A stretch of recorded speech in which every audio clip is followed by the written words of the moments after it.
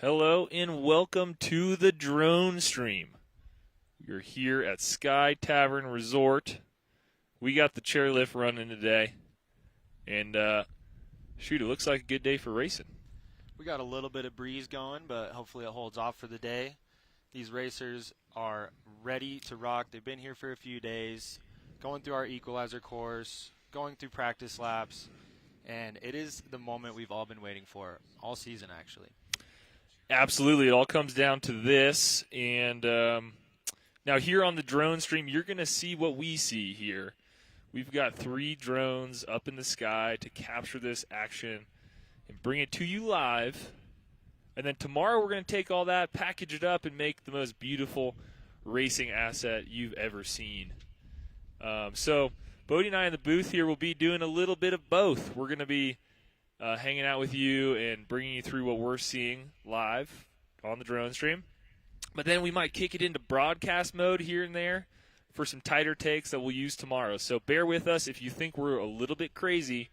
We are. We are, but not that crazy. So anyways, Bodie, we know who our final 10 are on the women's side. They're going to be dropping first. We have, in this first bracket, we have Rachel Cecil, Hannah Klausing, Ashley Nahn, and Christy Miller. Now, 3 will move on, and 1 will drop, which is a format I like, personally. It's a little bit more forgiving. And they'll be moving on into a semifinal heat alongside our top 2 qualifiers from yesterday, who got a bye in the first round because they were top 2 qualifiers in the grueling equalizer course. That's right. So Zane Carter is going to join that bracket, and Mercedes Silva is going to join the winners of Heat 2. So it'll be interesting. You know, that's a first with Race to the Rail, the first round bye. We'll see how big of a deal it really is for Zane and for Mercedes. They just got to win 2 races.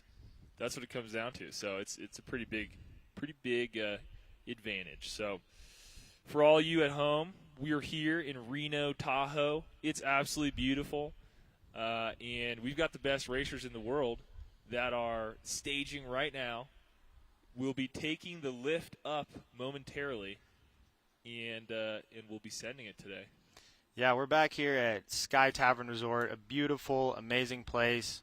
It is a nonprofit organization that helps young kids get into skiing, and it's just the most perfect place to host a one-wheel race. There's amazing trails, beautiful views, an awesome basin area. And this year is actually going to be different than it's done in the past. The past 2 years, we used a different part of the mountain, but this year we've extended the course. It's going to be longer. It's going to be harder. We've got a couple features mixed in there to toss things up and test the riders' technical abilities, and I think it's going to be really incredible. I have some people that I'm hoping for, but I think we might be looking at some upsets this season, which we had a couple upsets qualifying into the final race here. We definitely did. We had some major upsets yesterday. As Bodie mentioned, this is the first year we've done a time trial equalizer event, which basically narrowed the field to 10 and then also guaranteed those first 2 buys. Let's see. I can consult with our sheet here. I believe on the women's side, Heather Grail and Kay Love dropped, unfortunately, and Hannah Klausing was in that bottom 3 but moved up, unfortunately, due to injury. Rachel Payne sustained a high ankle sprain yesterday. She's doing well, but unfortunately she won't be competing today. So Hannah Klausing will take her spot. We are wishing you well, Rachel Payne. She is a bad-ass rider and a really amazing gal, and we will miss seeing you on the mountain. So make sure you heal up that foot, and she'll be here cheering on all her friends. That's right. You made a good point, Bodie, about the course. Now, the course has been very similar the last 3 years, and even when we were in Utah before that, pretty similar then. It was basically a fire road was what we were running. Good old Squirrel Pig Straights. Squirrel Pig Straights. And that was because of some of the limitations with how we were broadcasting and just like what was available to us. But this year we're opening it up. We're opening up the mountain. These riders will literally be riding from where they get off the lift down to the base. which is sick. It's pretty incredible, which is why we're doing the media the way we're doing it this year. We're super stoked to bring you this drone live stream, but extending the course makes the media a little trickier, but it's going to allow us to curate an amazing experience where you'll be able to see POV angles of the riders, drone angles, stationary angles, and that's all going to be available for you tomorrow. Pretty quick turnaround. Noon tomorrow on our YouTube channel. So if you have that aunt or uncle who is pretty into Onewheel, but it's not their entire life, they don't want to watch all 6 hours of what we're about to do. That's the video for them. We'll get it all cut down for them. But hey, you're hanging out with me and Bodie today. I hope you got nothing better to do. We're gonna be here for a while. This is what it all comes down to. So we're in no hurry.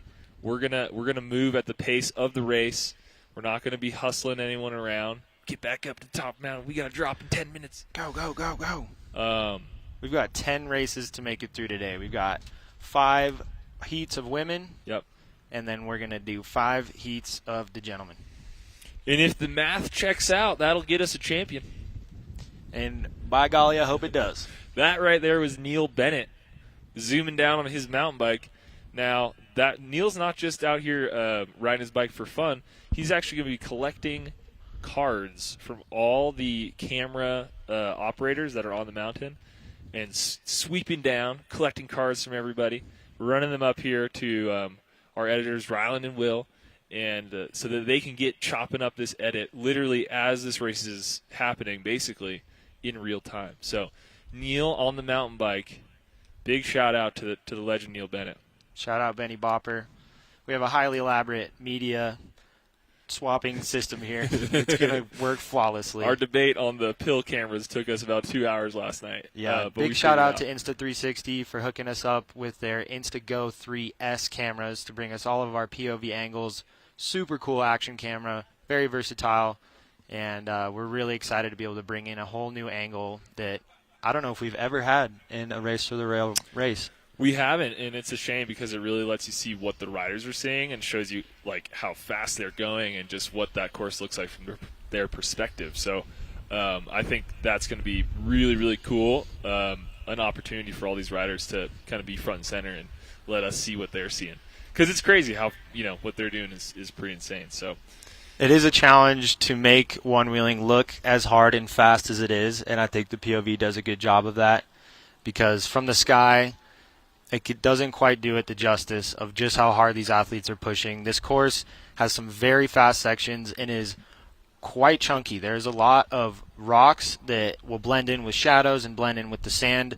So it's really important for these riders to be on their A game, super mentally focused, and ready for anything. Course is like a mile, 1.15 miles this year, so it's at least twice as long as last year. We don't know exactly how long it's going to take them to run. I think faster times might be 3-4 minutes. Slower times might be 5 to 7, depending. But yeah, that's going to be interesting. And it's going to be, I think, obviously it's going to be very interesting to see where the passing opportunities are, where people choose to pass, and sort of how they learn from their laps.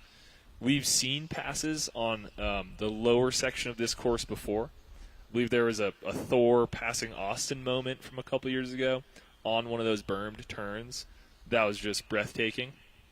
And we're going to see a lot of that terrain, a lot of these big berms, switchbacks kind of down most of the hill. So I think it's going to be interesting, how riders strategize. Okay, what's my moment? Am I just trying to stay tight here and wait for a feature? Or am I going to go for it, in a berm? Right, because there are a lot of those berms, and they are very buttery berms, I might say. Sick. High Fives berms are incredible. And I think, like you said, passing in a berm is a great opportunity, but it can also totally take you out. Oh, yeah. If you do something incorrectly, you go a little bit too aggressive, you could go from just behind the leader to all the way in the back of the pack. So one-wheel racing, all it takes is a tiny little mistake to lose, and all it takes is a tiny little not mistake to win. There's a lot on the line, and it's going to be the one who stays on the board the best, gets off the line the quickest, and can stay technical on that board and make it through the finish line. And I'm hoping that the longer course will have the effect where, there's more opportunity. Let's say you have a misstep early on. This isn't a minute and a half course like last year. Okay, so we are going to restart the show for the broadcast. We're getting a countdown here. In 5, 4, 3, 2. Hello, and oh, never mind. I jumped the gun. We're restarting. Hello, and welcome to Sky Tavern Resort for the Onewheel Race for the Rail Championships. I am here with my co-host, Bodie Harrison. We have the very best one-wheel riders on the top of the mountain here, and we are ready to crown a champion on the women's and men's side. Bodie, what are you looking forward to in this race today? I'm looking forward to seeing who comes out on top. These racers have put in long seasons traveling to all of our sanctioned events throughout the country, racing as fast as they can, collecting points to qualify in. So these are truly the cream of the crop, the top 10 fastest men and women. That's right. Originally 13. 3 were eliminated yesterday, and I'm excited to see this go down. $10,000 on the line for the winner. And it's a border cross style event, right? So what does that mean? How do riders advance? So essentially, there's going to be 4 riders in each heat. They're all starting at the same time. And in our first heat, 1 rider will be eliminated into the semifinal heat. And in the semifinal heat, 2 riders will be eliminated. And that'll end us up with our final 4 for the championship heat. For it all, the Race the Rail trophy, which is obviously a lot of fun. But people seem to be excited about the check, too. So $10,000 on the line here. We will crown a champion. These riders took the chairlift up today. They are literally racing down a ski hill, top to bottom, essentially. It's a mile, 1.15 miles. And they are about to get started. They are about to get started. They will be flying down this hill. We are going up to the top of the mountain in 10 seconds to kick off our first heat. In our first heat, we have Rachel Cecil, Hannah Klausing, Ashley Nahn, and Christy Miller. And they are off. Who do we have in the lead here? The whole shot looks like it might be Rachel Cecil. Coming around this first bend, there's a big berm that they need to get around here, and then they're into a straightaway. Coming around this berm, into the straightaway, and we have a feature 3/4 of the way down this straightaway that's going to create a shakeup. Feature, this is the waterfall feature. In that shadow, up and over, you can see riders slowing down, and there's a pileup on the feature. There's a huge pileup on the feature. That looks to be Rachel Cecil coming around the bend well ahead of the field. Again, the top 3 will be moving on. The bottom rider will be dropping. We have Rachel Cecil in purple. She's in the lead. Behind her, She's got a serious lead right now. She's got to stay on her toes and really stay focused. All it takes is one little rock she didn't see, and that whole pack could come screaming up behind her. That's right. Hannah Klausing is in light blue. We have Ashley Nahn. Let's see which color she's in. Ashley Nahn in the navy She's blue. in navy. And Christy Miller is in olive. Okay, so those are our colors here. Coming around, you can see these switchbacks here. Huge berms, and our leader, Rachel Cecil, is cruising. This is an incredibly fun section of the trail right here. Back and forth, buttery berms, berm culture certified. And it looks like Rachel is staying really smooth. I saw her earlier, headphones on, meditating, getting into a really good mental space. And that is just so important out here. Keeping your composure, preparing yourself for your heats, because those nerves can really, really attack you and take you outside of your body. Absolutely. Yeah, she does a great job of maintaining her composure, maintaining that level-headedness that she needs. Rachel Cecil has won 2 Race to the Rails already. She's the only woman to ever do that, and she has her eyes set on her third here, out to a massive lead against the rest of the field. Now, for this race, it doesn't matter who comes in first. They're just moving on. It matters who comes in last, and that's going to be interesting to see between Hannah Klausing, Ashley, and Christy Miller, who comes in second, third, and fourth. And while it doesn't necessarily matter who comes in first, it is a massive mental boost to win your qualifying heats. It really helps you stay on your game. You know, when you're barely making it into those heats, it can get you feeling real nervous. But I think if Rachel stays on her board and wins this heat, she's going to be fired up and extremely dangerous in that semifinal round. She's into view of the crowd. We heard the crowd react there. And she's kind of blasting down this trail, looking smooth and looking fast. She is absolutely flying right now through the open section. She is very honed. Cecil's actually also a really talented freestyle rider, and I think that plays to her favor on this course with her board management, being able to handle these techie sections. She knows how that thing moves and knows how to move it. Mm-hmm. Interesting to see who's in second, who's in third, who's in fourth now.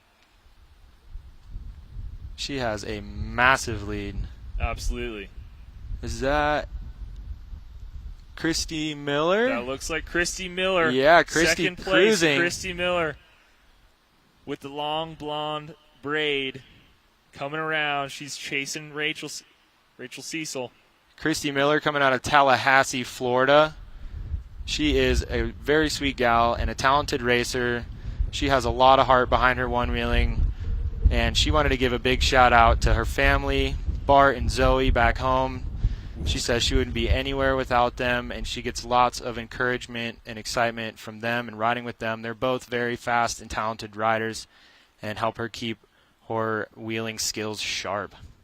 That's right. So it's going to come down, it looks like, to Hannah versus Ashley for that final spot here in our opening round. Oh, and they're tight. Third and fourth. The pack is tight. That's right. Look at them.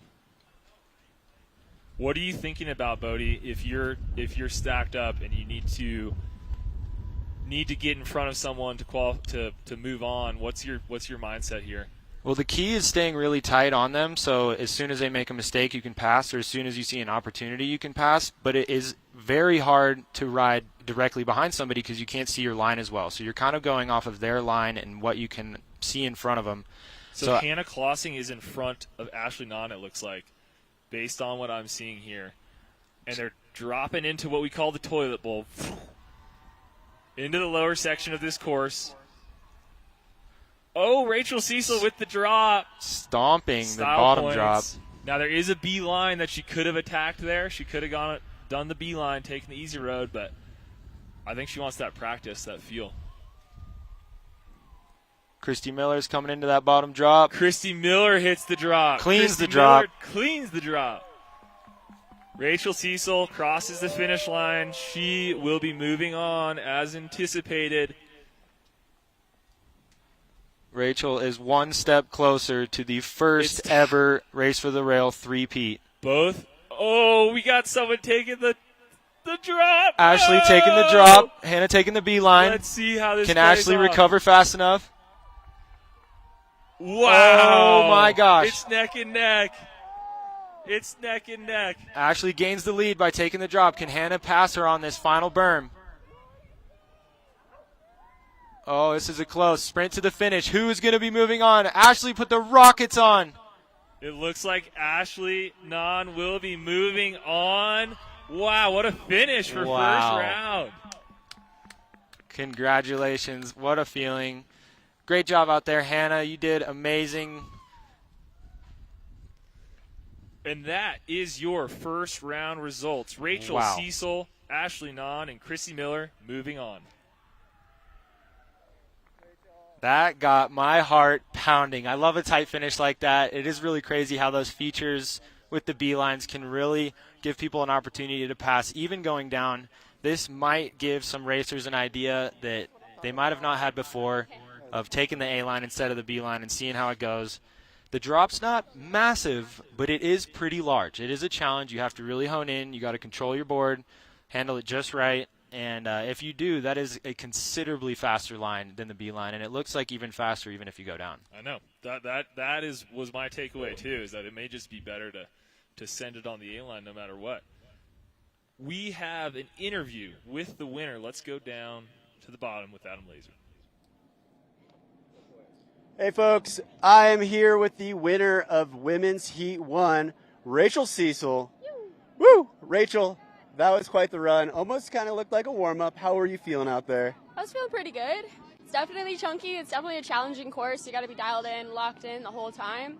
But I'm proud of my performance on that, and I'm looking forward to the next heat. Sad. Okay, cool. Don't listen to everybody in the back. All right. Oh, Yeah. we're good. So anyway, I wanted to ask you about the course in itself Yeah. because that was such a long course compared to last year. How does that play into your strategy? Yeah, I mean, I think it all comes down to like preparation for something like this. They told us it was going to be grueling, and so I've definitely been working on my fitness a lot this year. So that's part of the strategy. And I mean, I've never had an easy race for the rail win, so I got in a quick lap. I know exactly what's going on up there, and I'm just going to give it my all and see what happens. Give it all you got. Yeah. Well, I think you're a seasoned vet, so you know exactly what you're doing. Yeah. You know your routine. So great job out there, and good luck next round. All right, thank you. Send it back to you boys up in the booth. Could this be the three-peat? That's the question for Rachel Cecil. This could be the third Race the Rail win for her, which would be unprecedented. And you know what? She could definitely pull it off. Well, she's done it before. She's actually not only the first woman to win Race for the Rail twice, but the first human to win Race for the Rail twice. Back to back. Back to back even. So if she took the three-peat, that would be one for the legendary books. You become all-time great. I mean, All-time great. she's already all-time great, but that would be unprecedented, absolutely. So Rachel Cecil moving on with Ashley and Christy. They will face Zane Carter in the next round, Heat 3. But before then, we have our second heat. We got Emma Stewart. She's going to be racing in the maroon jersey. We have Sarah Meeker. She'll be racing in red. Nikki Martin. She'll be racing in forest green. And Raquel McCosker. She will be in coyote brown. Ow. Oh, oh, oh.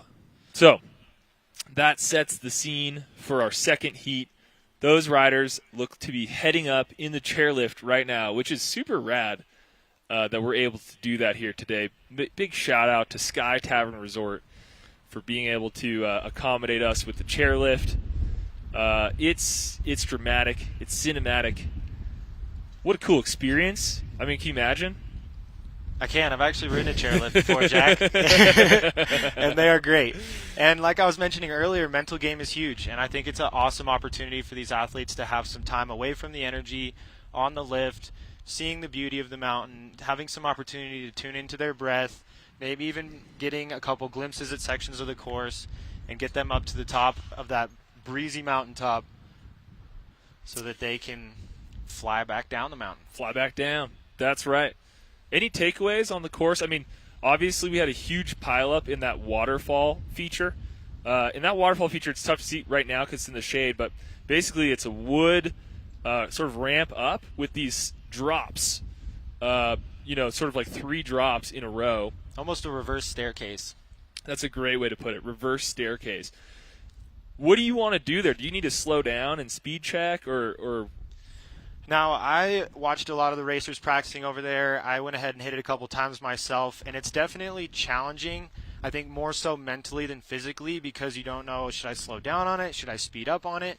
But I think what I've been seeing is most successful and what I felt for myself is getting all the speed you're going to need into it, which is a challenge because the section from the top berm into that feature is pretty bumpy and you really got to be choosing a clean line and come into that feature with not too much speed but not too little speed. And once you get there, you're kind of leveling out and trying to just float right over it. Right. Because the more your board is bouncing, I've seen the boards kind of bounce left, bounce right, boom, and out from under your feet, you're done. The cleanest and best run I saw was Austin Silva yesterday. Blew my mind. He came into it faster than I thought he probably should. Okay. And then just floated right over, kept his board really straight down. So I think the key is a nice medium to fast pace, keeping that board under your feet, not putting too much weight on the toes or the heels as you're going over it so it doesn't cause your board to start bouncing in any direction. And if you can ride that bull and keep that board nice and steady, you'll be just fine. But I think this is going to be a serious toss-up feature in just about every heat. One-wheel racing is a lot about the hole shot often. When you can get a good start and you can hold that start, it's good. And I think this waterfall is going to rob people of their hole shots. Well, we saw 3. I mean, that was what it was designed to do, right? We saw 3 people pile up there. Rachel Cecil, who got the hole shot, she didn't have a problem with it, but the rest of the field did there. So it'll be interesting to see in this next heat if that's another point of chaos or if they're able to handle it a little bit better. Just a quick announcement. Make sure to walk your boards in the Aspen Grove. That's right, that Aspen Grove is near and dear to the folks here at Sky Tavern, so make sure to walk your boards through the Aspen Grove. Thank you very much. Keep that grass nice and tall. That's right. Okay, Heat 2 prediction, Bodie. Emma, Sarah Meeker, Nikki Martin, Raquel McCosker. It is a stacked heat. All of these ladies are very fast, looked good in practice, did well in qualifiers. We've got the legendary Raquel McCosker, has been racing for a long time, is always doing very well. She's also an avid freestyle rider, so her board control is really, really solid. Nikki Martin and Sarah Meeker have both had solid seasons this year. And Emma, the rookie. Emma, our rookie pro. This is her first pro season racing as a Grom. She is 14 years old, racing with the pro women and doing extremely well. She did really good in our equalizer round, and she's also a member of our Grom team. So she is a rad racer and a sweet gal, and the daughter of the legendary Tahoe Dave Stewart, who will be racing later today. So one of these women will not be moving on. 3 of them will continue on to face Mercedes Silva in the 4th heat. I don't know. Your guess is as good as mine. I think it could be anybody. I think Sarah Meeker's definitely got a great chance. She's looked really solid and very consistent. She's been getting really good with her mental game. She's been putting in practice. Seeing her progression over the last couple of years has been really inspiring and beautiful to see. She is so encouraging to all the riders around her. She's always the loudest one cheering, getting everybody really stoked, and also a founding member of our flow team, so we've got a lot of love for her, and I'd love to see her go through. But I got to say, Emma and Raquel are both pretty deadly riders, right, and it would be incredible to see a 14-year-old in her first pro year take the rail. I think that's definitely a story. I think she's fast enough. Emma, I think it's going to be if she maintains that composure. Your first real big race. Obviously, yesterday our qualifiers were very important as well, but this is a little different now. You're on top of the mountain. You got 3 other women next to you. Do you have what it takes to remain calm and also bring that intensity? And it'll be fun to see Emma in her first race here. And we can't count out Nikki Martin either. She had 2 podium finishes throughout the season this year. She's got a lot of stoke for the riding, and this course really is anybody's game. You could have a big old lead and make mistakes. One mistake can lead to 2 to 3 if you start getting in your head and getting nervous. So I think it's going to come down to who can control their board and who can control their brain. And I'll say this: I don't think everyone's going to run the waterfall clean.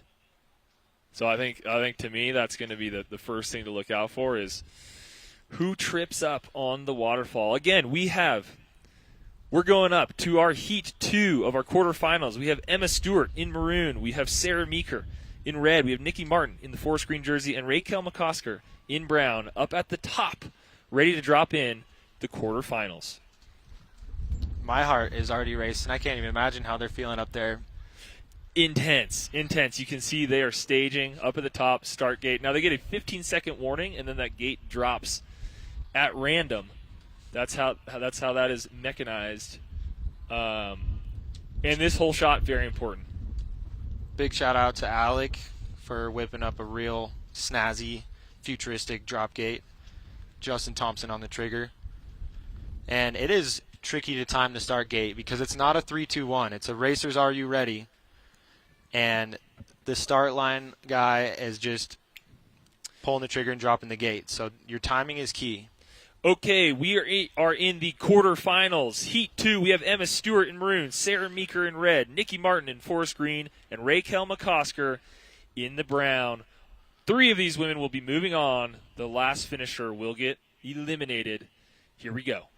And they are off. It looks like Emma Stewart in maroon on the right side might have gotten the whole shot. Oh, but Meeker squeaks around her. Meeker in the red into second place. It looks like Nikki Martin in third and Raquel McCosker in fourth in the brown as they come into the berm. Let's see if that order holds. Again, we have emerging from the berm It looks like Emma Stewart still in the lead, Sarah Meeker in second place, Nikki Martin, and then Raquel. Into the waterfall. Oh, we have chaos at the waterfall again. Chaos at the waterfall again. Full pile up. Full pile up. Sarah Meeker emerges in first. Emma in second in maroon. Third is Nikki Martin out of the waterfall and into the berms. Oh, Nikki Martin's down on the turn. It's going to be a mad dash between Sarah Meeker and Emma Stewart into the initial switchback section. That waterfall feature, Bodie, is going to be a problem all day, and it's all about who has the composure to get back on their board quickly. Both of these women did a great job of regaining, where's your breath, get back on your board and start zooming down the hill. That thing is definitely going to be taking people's lunch money today. Okay, so we have Emma Stewart and Sarah Meeker 1 and 2. They're coming down these switchbacks. Now, again, this is it's very important who finishes third and who finishes in fourth, because that determines who moves on and who does not. It looks like, barring a big shakeup, Nikki Martin and Raquel McCosker are going to be racing for third. So keep that in mind here.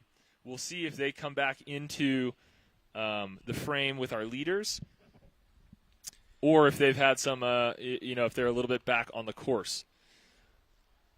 Both of these ladies looking really strong, though, huh? They are looking strong and they're looking tight. They're picking good lines. Emma is behind her like a hungry wolf, just waiting for her to slip up. And it's really cool to see Meeker out here in the lead on this heat because, believe it or not, she has 0 previous board sport experience before coming into one-wheeling. Some people journey into our beautiful sport through other boards, skateboards, snowboards, heck, even ripsticks. But Sarah Meeker, this is her first board sport, and her progression over the last few years is nothing short of astounding. It looks like Emma might have gone down on there's chunk and rocks all Meeker throughout down this too. course. Meeker down as well. Okay, so the plot thickens. Let's see if they're being caught by Nikki and Raquel. 1 and 2, Sarah and Emma. That's a good point, Bodie, though, about Sarah. This is her first board sport. I think a lot of people look at one-wheel racing and say, man, this looks insanely hard. I could never do that. But, well, that's just not true. It is definitely doable. If there's a want to, then there you can do it. Now, I wouldn't necessarily buy a one-wheel and sign up for a race the next day, but hey, you do you. But it is beautiful how you can go from cruising around your neighborhood to flying down a mountain for $10,000. And you see Emma now in your screen. I just saw her checking over her shoulder. She wants to know how much room she has behind her. Let's see who is behind her. In third, it looks like that is Raquel McCosker. It looks like that's Raquel McCosker in third in the brown uniform. Nikki Martin in fourth. Oh, wait, Sarah Meeker with a huge fall. Oh, my goodness. And it looked like Nikki Martin wasn't too far behind her, so that third and fourth position could be shaken up right now. It is about to get spicy here in Heat 2. Emma Stewart, Sarah Meeker, Nikki Martin, and Raquel McCosker. The top 3 will move on. The last rider will not. Let's see when they emerge here at the bottom what that order is, because, again, top 3. Top 3 move on. Sarah Meeker coming around that curve there. And at this point, mind you, their legs are absolutely scorching. That's right. I've ridden this course a number of times over the last week, and by the time you get to the bottom, you're shaking. Absolutely. So there is an endurance component to this for sure, and I wonder if some of that fatigue caught up with some of our riders there. We got Nikki Martin coming in fourth. Sarah's still got a pretty good lead on her, but it is far from over. We still have the toilet bowl. We still have the drop. One-wheel racing is no stranger to upsets. If you go far in the back, you just got to stay on your board, stay cooking, because you never know what those people in front of you are going to do. That's right. We did not. I did not expect that slip up from Emma or Sarah Meeker at either of those points on the course. But there are rocks throughout this course, which is important to note. I mean, look at that, right? There's big rock sections that can take anyone down. I think Emma Stewart just came into view of the crowd. We heard a little cheer there. They're coming down, almost down this mountain. We're back to Sarah Meeker here. She's down, entering this lower section of the hill. down what we're calling the toilet bowl. We got our lead racer coming into the drop section. Emma Stewart in the lead. Is she going to take the A-line? Yes, she is. Cleans it. Flawless down the drop. That's got to be confidence inspiring for Emma Stewart, our rookie racer, 14 years old, to come out and stomp the A-line feature. That is awesome. Tahoe local in her own stomping grounds. Raquel McCosker in second place, and she also opts for the A-line. Cleans it. Stomps it. In third place, Sarah Meeker. She's going to play it safe. She's going to take the B-line. Let's see if Nikki Martin comes into view here and can make that call a little spicy. Sarah Meeker down the B-line. It looks like that was the right call for her there.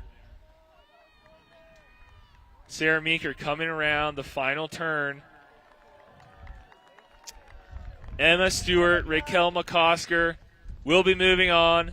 It looks like Sarah Meeker will be joining them in Heat 4 in our next round. Congratulations, ladies. That was quite the lap. That waterfall really is a challenge. But there was more points of chaos on that run, and absolutely, Nikki Martin still making her way down the mountain here. But that was an exciting run there, buddy. One of the trickiest parts is those shadow sections. It really blends those rocks into the ground, and when you hit a rock you didn't know was there, it's a bit of a shock. Nikki Martin here coming into view of the crowd. Let's hear it for Nikki Martin. She's taking the A. Stomps it. Cleans the A-line. You gotta love that. She didn't have to do that. She did that just because that was the most awesome way to go. Nikki Martin will be our fourth place rider, and unfortunately will not be moving on. But an extremely spicy Heat 2 here, and we have our field for the semi-finals set. Boy, was that a show and a long one. This course, I can't believe that some of these racers are going to have to do 3 races down this course. They're going to be absolutely cooked by the final heat, but that's what it takes to be a high-level racer. You got to be ready to be racing throughout all the heats, get to the final heat, and still have some gas in the tank to take it to the top. All right, so moving on is Emma Stewart, Sarah Meeker, and Raquel McCosker to face Mercedes Silva, and we have an interview at the bottom. Folks, I'm down here with the winner of quarterfinals, Heat 2, Emma freaking Stewart. What a run. How was that entire course for you there? It was fun. I got the whole shot, which I absolutely did not expect. And it was just really fun. I came off twice, but it was a good run. I saw you rip the visor off your helmet. You're doing good, though. You got back up on your board, no problem. Yeah. How did you stay so composed when those things happened? I don't know. I had a lead, and I just didn't want to fall again, so I just kind of chilled and hoped I wouldn't make another mistake. Love to hear that. That's the true racer mindset right there. She gets it from her dad, but Emma Stewart is out here making a name for herself. She's a local to these trails. Any shout-outs you want to give out there? Mom, Dad? Yeah, my dad and my grandpa's here. He came from Pennsylvania to watch. Nice. So it's just really exciting. Right on. Well, congratulations, Emma, and good luck out there. You're doing amazing. It's been so awesome watching you race. Back to y'all in the booth, boys. All right, so we have our semi-finals set. Heat 3, our next heat is going to be Rachel Cecil. It's going to be Ashley Gannan. It's going to be Christy Miller and Zane Carter. And Heat 4 is going to be Emma Stewart. It's going to be Sarah Meeker, Raquel McCosker, and Mercedes Silva. Our top 2 from each of those heats will move on to create the finals, the final 4. The Boys. stakes are a little bit higher now. It's not only 1 eliminated, it is 2. You got to be at the top of the pack, and these packs are officially stacked. Our top 2 qualifiers, Zane and Mercedes, are both very high-level riders, very honed into their craft. And Zane Carter, coming up in our next heat, is actually in her rookie racing season. She is a rookie this year and has absolutely dominated. 18 years old. 18 years old. She got nothing short of second place the whole season. Lemonade Float Fest, second place. Dirt Surfers, first place. Seek and Shred, first place. Wheel Scorcher, second place. She came up on the scene and started destroying the Onewheel game, and it has been a sight to see. That's right. She has a rodeo background. She's from Oklahoma, and so if you thought that she'd be intimidated by a little Onewheel racing, well, think again. She's been going to the highest level Onewheel qualifier races and has been beating or competing with the very best riders on the women's side. So she's the new entrant into the arena here for the old guard, Rachel Cecil, for Raquel McCosker, for some of these women that have been here and done this year after year. She's the fresh face, along with Emma Stewart. Absolutely. The rookies are giving the legends a run for their money this year. It's always fun to see how they'll stack up, and we have to be very impressed with Emma coming out in her first heat and winning it, taking the whole shot, falling on the waterfall but getting back on and powering through. Really impressive showing there for Emma. So in our next heat, we have Rachel Cecil, we have Ashley Gannon, we have Christy Miller, and we have Zane Carter. How are we feeling here? Who are we looking out for? I mean, Zane was the number 1 seed, so I think you can bet pretty heavily that she's going to be at least in 1, at least 2. But honestly, it could be anyone's game out here. It's a long course, and we're about to find out. Okay, we are up for the semi-final race. We have Rachel Cecil, Ashley Gannon, Christy Miller, and Zane Carter. Top 2 will be moving on. They are staging at the top of the mountain, and we will see who has what it takes to make it to the finals. Zane is in the gold jersey. She was our number 1 seed on the season. She's a rookie, and she's going to be going head-to-head with Rachel Cecil, our defending champion, who's in the purple jersey. They are in the middle of the blocks there. Then you have Raquel McCosker in brown. Oh, sorry, that's next round. You have Christy Miller in the olive, and you have Ashley in the navy, okay? So, our semifinal heat about to drop. Rachel, Ashley, Christy, and Zane. Let's see who gets the whole shot. They're in action position, guys. Tension is high. Hearts are racing. Let's see who is going to make it to the bottom first. And Zane and Rachel Cecil right in the middle there. Gates dropped. Oh, it's tight. It's tight between Zane in the gold and Rachel in the purple. Looks like Rachel has the whole shot. Zane falling back a little bit. Rachel Cecil taking command of that lead. Zane may be playing the long game here. That top section is pretty bumpy. It looks like Christy Miller in the olive jersey is in second place, but Ashley is right on her tail. Rachel Cecil, Christy Miller, 1 and 2, into the waterfall feature. Starting to see a bit more of this feature here. Rachel cleans it. Oh, 2 riders down. It looked like Zane might have got it, but had somebody in front of her. 2 riders down. It looks like Ashley emerged in second place with Christy right behind her. It's still pretty tightly packed at the top. I think any rider still has a shot to finish top 2.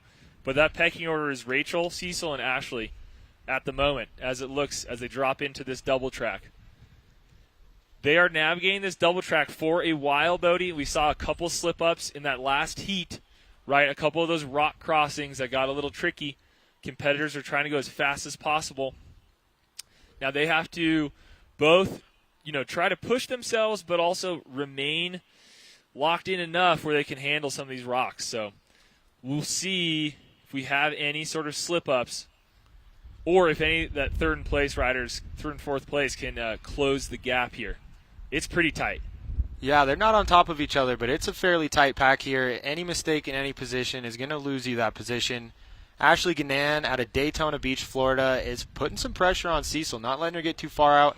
Zane and Christy Almost went for a pass on that straight section. They are really tight in that 3rd and 4th position. Rachel Cecil, cruise control right now, in the lead. This would be a major upset if Zane is not able to get into one of those first 2 positions. She had the best time in our equalizer run yesterday. She was our top rider, our top seeded rider, and came into the season as the number 1 ranked rider. So she is in gold. She's currently in 4th place. If this position held, she would be cut and would not move on to the finals. She's got to make 2 different passes to be making it into the final round. That's a lot to ask for. That's a lot to ask for on this course. But there's a lot of it left. There is a lot of it left. Let's see if she can. She needs to stay tight right now. She needs to stay tight, maybe try to make a pass in that 3rd place position if she can,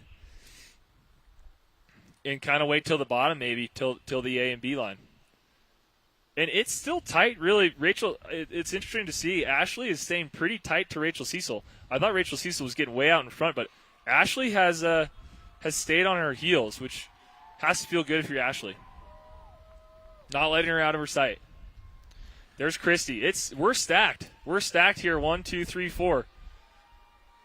There's something about Race for the Rail that will really either put you in your absolute zone or will fire your nerves on all ends, and you'll just totally fall apart. It's kind of one or the other. You either get forced into your A game or forced into your D game. Rachel Cecil, all she has is A game. We know that. We'll see here how 2, 3, and 4 shake out. Does gnarly Barbie Zane Carter have what it takes to get into this top 2? We're coming into the bottom section of the mountain. Again, a long course, over a mile, right? We're stacking here. Oh. Rachel Cecil slowed down, and now it's kind of neck and neck here. Ashley is right on Rachel's heels. This is truly a spectacle to see. Christy's putting the burners on, trying to catch up to that pack. She knows she doesn't have much time left to make it through. If you're Christy and if you're Zane right now, you got to be thinking all foot on the gas, right? You got to be thinking, like, I got to max this out. And we've got a little bit of a straight, a couple switchbacks, and that final drop for them to make up those positions. That's right. It is crunch time, ladies. You'd have to think with this kind of pileup, everyone's taking that A-line, and if you don't lace it, you might be in trouble. This is an extremely tight pack here. It's about 10, 15 feet between each rider. Dropping into the bottom section. We've seen some passes in this bottom section before. We'll see if this order holds. All of these riders will be taking the A-line. Oh, Zane with a pass. Oh, they're down. Zane and Christy are down after a pass attempt. Holy smokes. Zane with an aggressive move there to try to get in front of Christy. They both go down. And now we probably have some separation between Rachel and Ashley in our 3rd and 4th place. But this A-line is going to still be critical for them to lace. Rachel Cecil taking the A-line. Stomps it. Ashley stomps. Arms up. She's feeling good. Zane stomps. Christy goes down on the A-line. Rachel Cecil's coming into the finish. Ashley right behind her. It looks like that order is going to hold. Rachel Cecil going to the finals. Ashley going to the finals. Wow. Zane coming in 3rd place. Wow.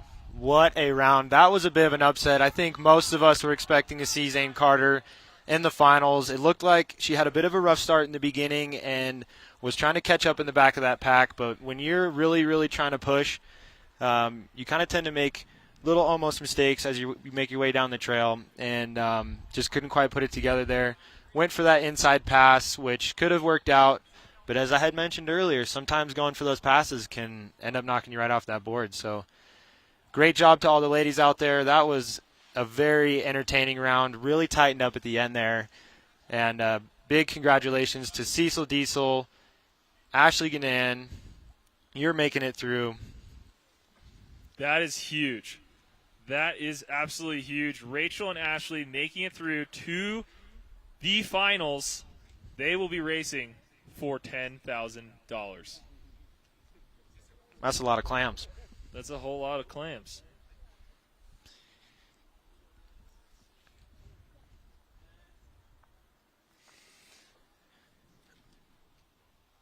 Sounds like we have an interview at the bottom.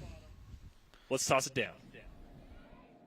Folks, I'm down here with Rachel Cecil, the winner of the second heat. Let me tell you, if there's anything that I am witnessing down here is these ladies are coming through the finish line fully out of breath. If that tells you anything, that this course is freaking gnarly, and what they're going through is something else. These are the top riders in the world. Rachel, how do you just get into a zone and keep that? It's a barn burner out there for y'all. Yeah, I mean, tune into whatever Future Motion's going to post tomorrow. I'm talking to you guys the whole time, walking you through it, because I'm talking to myself, and it really helps to encourage yourself and try to rest where you can, but try to push where you can. I mean, they all caught up to me. It was pretty close, but I was cheering Ashley on. I got my start out in Florida, so I'm really stoked to see another Florida girl out here. We're essentially racing on a beach, so at least we have a little bit of knowledge of what it takes to go fast out here. So I'm stoked. She's stoked. It's a long course. It's a chunky course. It's hot out here. It's windy. It's not humid. Y'all are It's going not through humid. the gauntlet right now. Yeah, it's really Super dry. proud of y'all. Yeah. Great job on that race. Great job keeping it together. Thanks, dude. And see you in the finals. All right, let's get it. Yeah. Ah, bye. Back to y'all. Rachel Cecil's bid to be the first three-time Race the Rail champion still intact as she moves on to the finals. Bodie, that was a super entertaining round. What are your takeaways there? I think it goes to show how important the whole shot is and how important it is to have that technique, being able to control your board not only over the waterfall but around each turn, over all those little rock sections. There's a fair amount of drainage sections where you've got a few boulders stacked on top of each other. So it really takes a serious level of consistency and endurance, because once you reach the bottom half of that course, your legs are so smoked, and the more tired your legs are, the harder it is to control that board. So I had a lot of fun watching that. I'm super proud of Ashley for keeping the pressure on Rachel that whole race. And Christy was flying down the mountain. Zane cooking. It really was a spectacle, and I love to see it. And I'm ready for some more. You know, it was pretty interesting to see how Rachel got out to that big lead, but then the field ended up essentially catching her 3/4 of the way down the race. Adam, our sideline reporter, made that point, which I thought was really astute. Interesting, because it is a longer course. There is more time to make up distance, and if you're in the lead, you can't always tell how much cushion you have behind you, right? So interesting to see Rachel Cecil slowed up a little bit, or the rest of the field sped up a little bit, depending on how you want to look at it, and didn't end up catching her in the end, but we'll see in the finals, if that's going to play a role. More time on course means more time to make up time on course. So Absolutely. Rachel Cecil and Ashley will be moving on. Now the question is, who will be the two women joining them? So we have Emma Stewart. She's going to be racing in the maroon jersey. Sarah Meeker, she'll be in the red jersey. We have Raquel McCosker. She'll be in the coyote brown jersey. And Mercedes Silva, she will be in a light gray. So that's your field. Mercedes finished second in the equalizer yesterday, earning herself a bye into today's race. Mercedes, obviously one of the fastest women riders in the world, hasn't put it all together yet at a Race to the Rail, but has come feet away. I think if you look at biggest challengers to Rachel Cecil, Mercedes probably might be that name. Although the way that Emma Stewart ran that last race, she could be up there. And Raquel McCosker, she's been here before. She knows what she's doing. She has the talent to get it done. Sarah Meeker too. So this will be really exciting, and we're going to get the Final Four is going to be very intense. It is going to be an absolute smoke show out there. Super high speeds, super high tech, and ultimately will be the four fastest women racer of 2024 battling it out for 10 G's. You can buy a lot of grilled cheeses with that. Oh, absolutely. Okay, so again, Emma, Sarah, Raquel, and Mercedes in our fourth heat in our semifinals. 2 of them will move on. 2 of them, unfortunately, Not so much. time for golf season. And I got to say, I'm impressed with Emma Stewart qualifying into Race to the Rail this year. She raced 2 races and scored so highly in those races that she gained enough points to make it into this year's race. She is a talented and very nice young gal. She's a competitive skier, enjoys playing golf with her dad, and is a lover of dogs. Gotta love that. I mean, who doesn't love dogs? And also the other fun fact about Emma is that her dad's also a one-wheel racer, right? So this is an intergenerational racing family. Dave, a Race the Rail champion, who has qualified yet again this year. So Dave will be on course later today. And Emma making him super proud right now. You can be sure of that. So, you got any picks for me? I mean, I got to give love to my teammate Mercedes Silva. I'd love to see her put it together this year. She is a highly calibrated racer, a very nice person, and really does a good job of taking racing seriously but not too seriously. Her and Austin recording their practices, going over footage, really memorizing their courses. They're really good about their diet. They train on and off the board. They're constantly riding. And it's really cool to see. You know, they did the old new American dream, moving into the car, pursuing their dreams of one-wheeling. That's right. Landed a spot on the Future Motion Factory Pro team and have really been doing it very well this season. She had a number of podium finishes this year. Took the win at, I believe, Let It Ride. Yep, took the win at Let It Ride this year. No stranger to the podium, and it would be beautiful to see her holding that sword. But I also got to give love to Raquel McCosker, a good friend of mine. Has been in a lot of these races. Now a mother and a teacher. I think she used to be a physical ed teacher. Now she's teaching art, and just one of the sweetest gals. She used to be a wakeboarder, actually won the world championships of wakeboarding one year, and still is nasty behind the boat, all kinds of flips and spins. So, you know, I really can't pick a favorite on this one. I have so much love for all these gals. Sarah Meeker, a good friend of mine, Flow Team rider, just would be so amazing to see her pull that sword. But also Emma Stewart, she's rad. You know, I've ridden her with a bit. Her dad is a great friend of mine. So I can't play favorites on this one.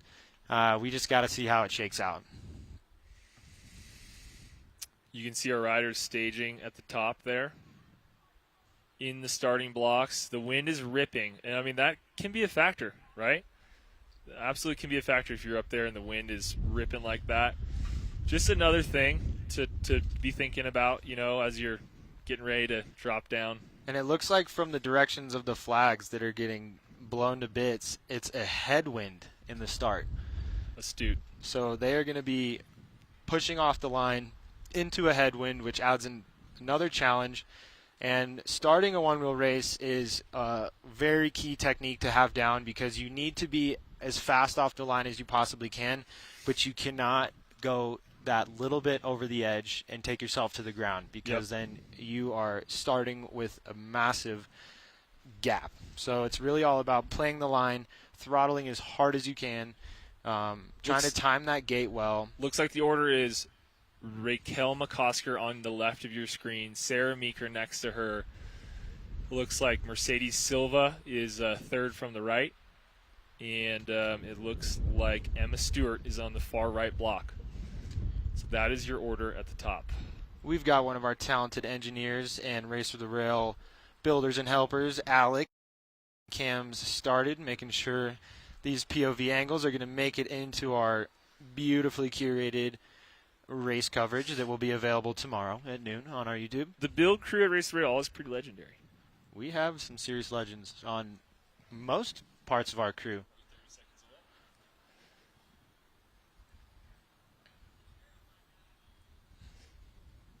We are hanging at the top, getting ready.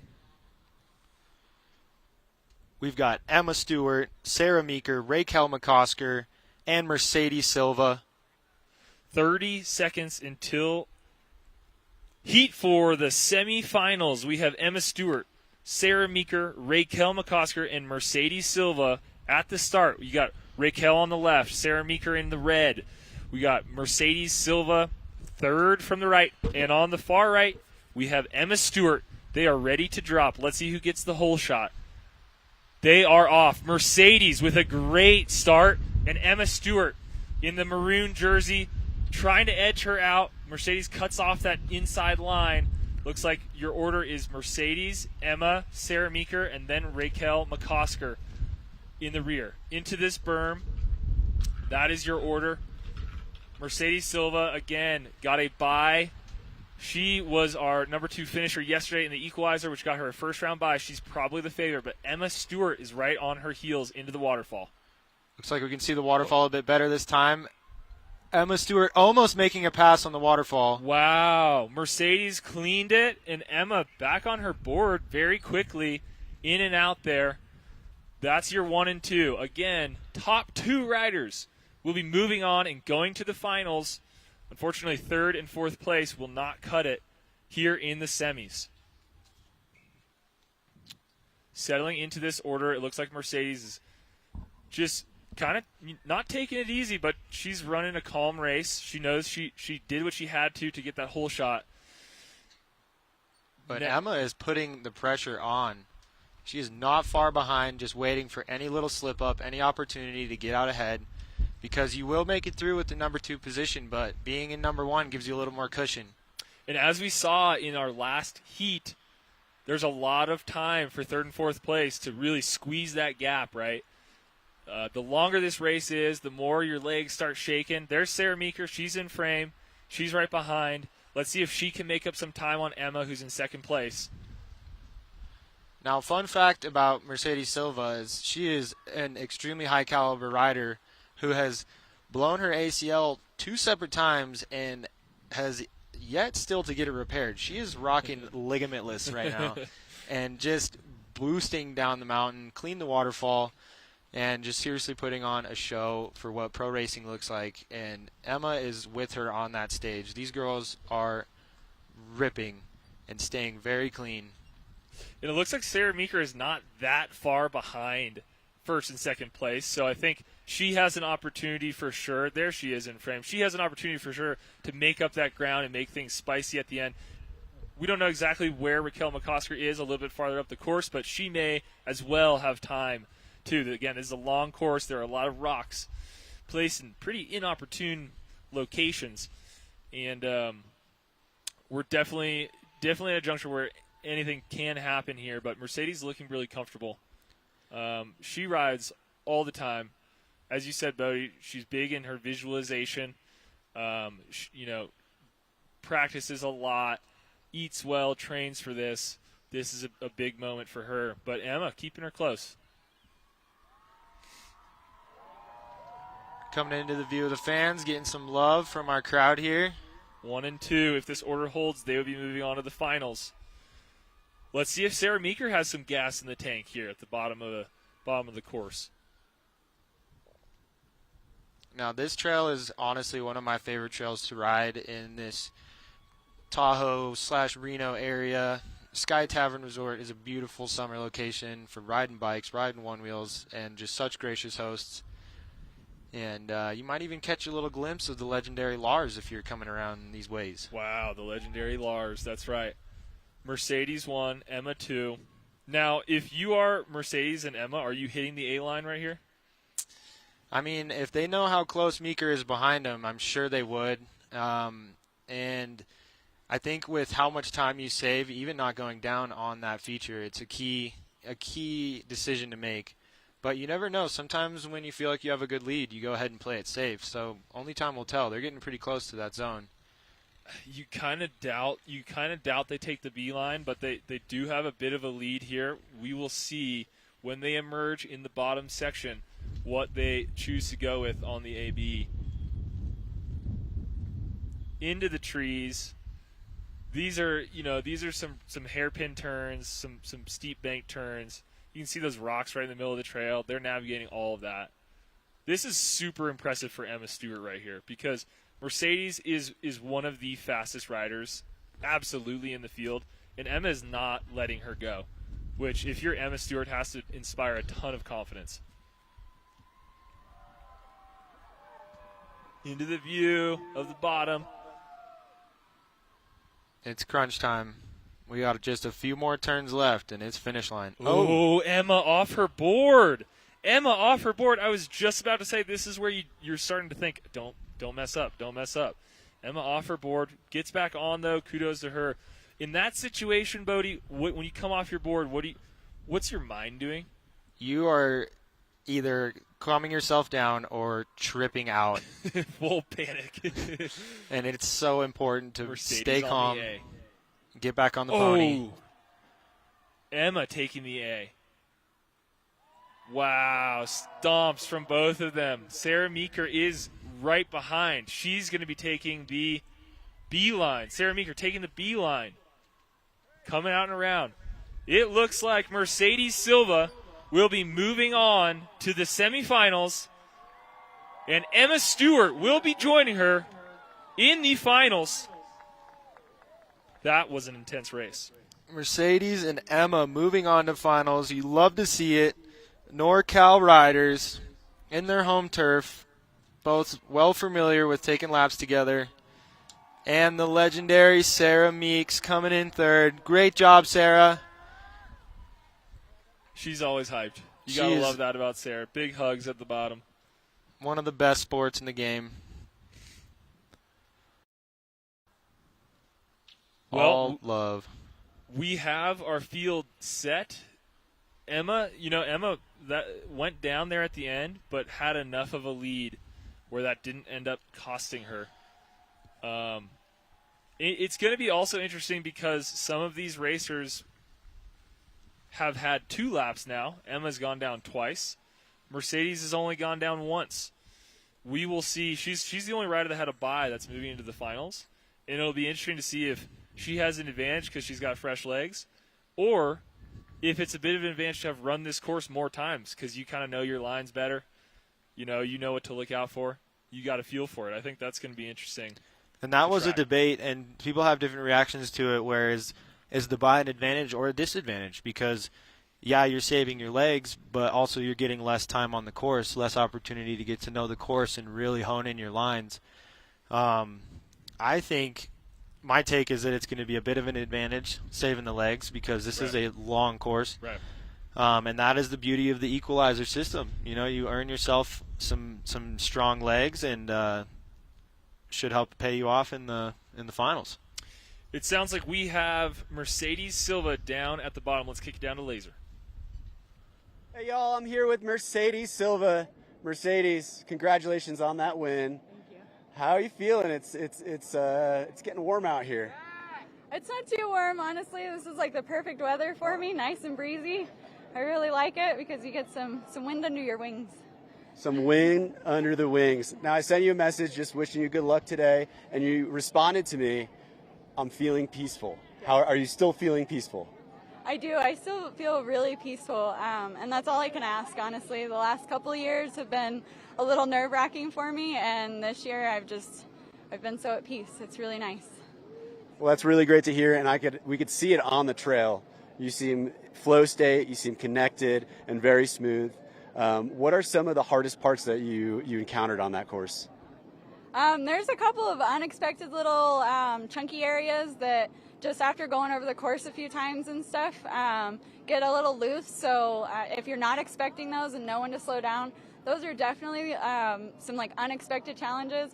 Of course, the features are always a big challenge. I went a little nose heavy on the drop, but recovered pretty well. But yeah, I would say those unexpected rock features or the little loose stuff. And then the features that were built, honestly, they were built so amazing. I love them, but they are challenging. Well, it's got to be challenging to be the world champion. So congratulations, you're moving on. Thank you. Let's keep that piece going on. Awesome job, Mercedes. Back to you boys. You. Thanks, Laser. Man, okay, we have our Final Four set. This is where it gets real exciting, Bodie. It is getting real out here, guys. These ladies have been practicing and racing for days. They've been qualifying all season. So much work and passion and effort has gone into making it into this heat. This heat is for 10 grand, all the glory, and a pretty darn rad trophy. All comes down to this. We got Rachel Cecil racing out of Atlanta, Georgia. Ashley Ganan, Mercedes Silva, and Emma Stewart. I mean, it's anyone's game. I think. Okay, we'll take you back 2 years ago. It came down to Rachel Cecil and Mercedes Silva, neck and neck around the final turn to the finish. Rachel Cecil got the best of Mercedes, and I could see the exact same scenario coming to a head here with those two being the top two riders in this next heat, coming down to the finish for another photo finish. That's what my spidey sense is telling me. But Emma and Ashley have also raced incredibly well today. Really impressive, honestly, for both of them. Ashley didn't let Rachel Cecil get out of her sight, and Emma didn't let Mercedes leave her in the dust either. So something tells me it's going to be a tight pack from top to bottom. Yeah, and that whole shot is going to be critical. Oh, yeah. Absolutely critical. Mercedes got the whole shot last time. Rachel Cecil has got the whole shot in both of her races. So seeing who comes out ahead is going to be interesting. And it's a pretty chunky dirt patch there after that drop gate. I was watching some of the competitors practice that yesterday. I mean, there's some ruts in there, right? Like, the more these folks practice too, the more it sort of ruts that out. And at this point, you're pushing it, but you can't push it too hard because you're gonna catch a bump and go flying. So that's the balance. It takes a lot of light-footedness, a lot of finesse. Yeah. Most of what this dirt is here is granite gravel, so it's very fine pieces of granite. It moves easily. It doesn't stay packed very well. We did some end-of-the-day grooming yesterday. Lars wetted down the course. But as soon as the sun cooks that water out, this stuff is pretty slippy slidey. You really got to pick a good line, stay light on your board, be in a good body position. So if your nose starts going to the ground, you're able to recover, stay on top of that thing, and hold that speed because, like you said, the whole shot is key. Whole shot is absolutely key. And then that waterfall feature is going to also be absolutely critical because if you have that whole shot, I'm sure – you're seeing nothing but daylight in front of you. That heart's pounding. You're coming up on this big wood stair ladder feature. Big opportunity to lose everything that you just won with that whole shot there. So that's going to be pretty important. The other reason the whole shot is so important is because there's no dust in front of you. And this wind that we have today is definitely helping with the dust.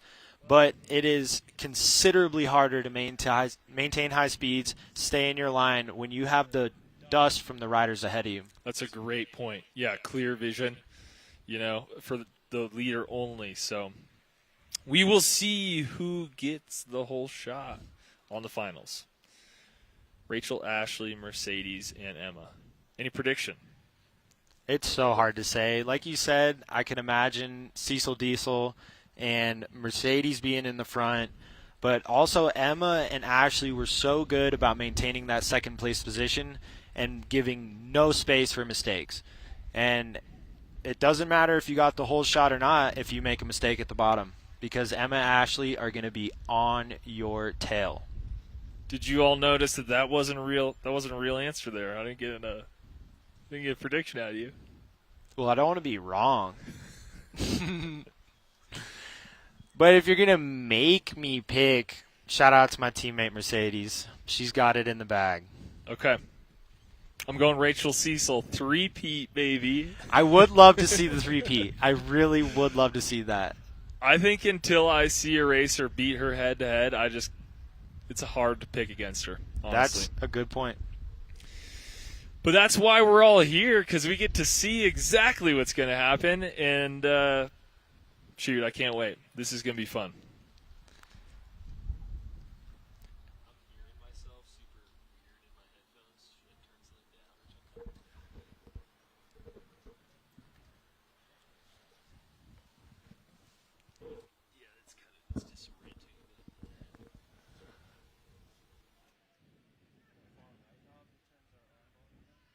I don't know. The beautiful Sky Tavern hillside vista. It's a nice day today. Just a little bit windy. You got Hope you're enjoying the show. Got some food trucks here. We mostly got the best one-wheel riders going down a big old hill. So what more could you want? It is the place to be and the time to be there. Yeah. Late summer, fall's approaching, school's starting. It is that time to soak up all your outdoor time, especially in a place like this. You know what? Scott Mendenhall just waved to us here, and I just want to give big shout out to the Mendenhalls. They drove 30 hours from Minnesota to be here, and the whole fam piled out of the minivan and has done nothing but work super hard to help put this whole event on. So big shout out to the Mendenhalls. The whole clan is awesome. They do so much for this community. So thank you, Mendenhalls, for all that you do. We appreciate you. And while we're on the shout-out train, big shout-out to Larson Mintz, putting in so much help for us out here, being so stoked, such a rad guy, over there playing hacky sack with the homies. If you don't know Lars, you're missing out. That dude fills you with so much joy, has so much stoke for life, one-wheeling, really all things wheels, great skier, and I consider him a brother. We love you, Lars. Absolutely. So many people go into making this production happen. Big shout out to Justin Thompson, the ORL committee, John and Chelsea Grace. I mean, the list goes on. But, you know, it takes a village to throw something like this, and it's a big moment and a special moment, and a lot of hard work goes into spotlighting a champion.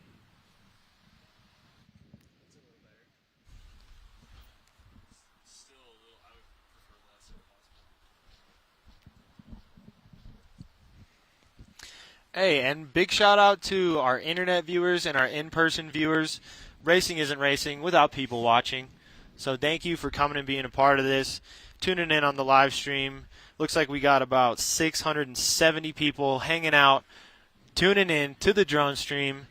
And we love you. We appreciate you. We're so stoked to put this event on and give the riders some shine and get everybody a show.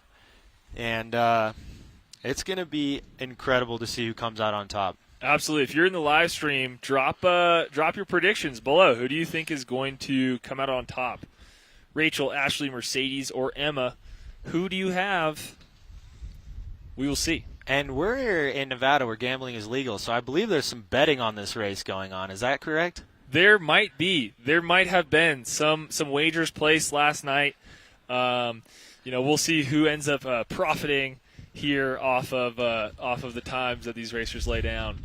But yeah, big shout out to everybody in the stream. Now, after the stream is completed, we will be deleting the stream off of the internet and focusing all of our attention and traffic and energy on the noon premiere of the final cut of Race for the Rail. So, and if you're here, welcome to the secret club. You made it in. And big shout out to our editors, Rylan and Will, that are literally editing as we're going, getting that ready for us tomorrow. I personally am so excited to see this curated experience of Race for the Rail. The live streams every year have been very special, very fun to watch.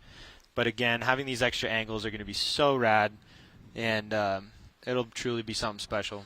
It's going to be really cool to see the POV stuff. The POV stuff is going to be really, really cool to see. That's something that we've never been able to do. And, you know, folks, as we're watching the drone stream, there's definitely some places where it's a little bit tricky to see what's happening, what happened on the waterfall, right? Stuff like that. When we have the POV camera from every single racer, it's going to provide tons of coverage of every single moment. And we also have an entire camera team on the mountain that their footage will be going into the cut tomorrow. Now, Neil Bennett is probably sweeping the course on his mountain bike right now, getting SD cards from all of those cameras, loading them, getting them back to Rylan and Will, and then going probably back up on the chairlift and refreshing their SD cards. So that's a little behind the scenes for the production here today. And I'm sure Neil is happy to get some laps in out on these trails on his bike. He loves that bike of his. A multifaceted athlete, frequent to doing bike laps and wheel laps, different trail systems. Great way to cross-train. I think we have a lot of one-wheelers that have transitioned from mountain biking / still doing both sports, but essentially biking is a gateway drug into one-wheeling is what I'm getting at. These bikers passing us here, I mean, they look like future wheelers to me. I could see it. Neil Bennett was integral in the design and development of the ladder feature at the top, the waterfall feature. Neil, along with Alec and Nolan, helped spool that one up. And it was funny because Neil Bennett is, he just missed qualifying for Race to Rail by a hair. He's talented enough to race with the best in the world, absolutely. And he was watching them run the waterfall and then got out there and hit it better than everybody. So he was our shuttle driver yesterday. He's our card runner today. But, on a different day of the week, he could have been a Race to Rail champion in his own right. So big shout out to the legend, Neil Bennett. He is definitely one of the most stylish riders out there. I love watching him ride. He's powerful. He's smooth. We call him the Benny Bopper because he's bopping those bonks and bollies left and right. Breathtaking bonks. That dude is the definition of hot, nasty speed. Hot, nasty speed and speed, power, and flow. I'd say he embodies both. Yeah, he embodies both. Neil Bennett, the Benny Bopper. Well, we're getting staged for our finals. Bodie has picked Mercedes Silva. I have picked Rachel Cecil. It sounds like we may run the national anthem. We will work to get some confirmation on that. We're not sure. But if we do, that's awesome. And if we can't, that's okay. All that matters is that these 4 ladies are going to the top. And they are going to drop in for the championship.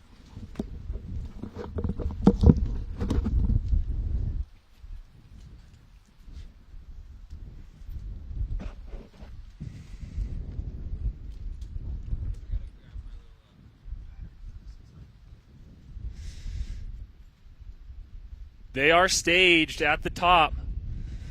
Our 4 riders staged at the top. We have Rachel Cecil on the far right of your screen in purple. Next to her, Mercedes Silva. In the maroon is Emma Stewart. And Ashley Janan on the left side of your screen. So that is your order at the top for the women's finals. They're getting their POV cameras plugged in as we speak.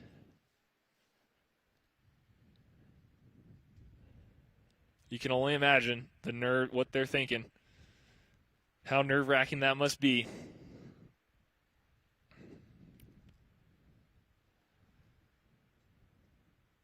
Rachel Cecil, your defending champion. Mercedes Silva, one of the fastest riders. Emma next to her in the maroon. Ashley on the left.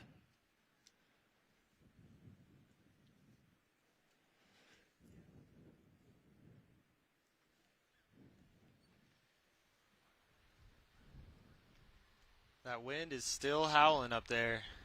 It's ripping. And down here. Our booth almost blew away. All right, Jack's over here wrestling our pop-up tent. They're stretching out. They got I think they just they thought that they were about to run and they were getting amped. They were about to drop and now I think they got word that they have some times. They're stretching. You got to wonder what the vibe is up there, Shout out to our design team and Alec for painting that perfect O logo on the start gate. It was cool watching him do that.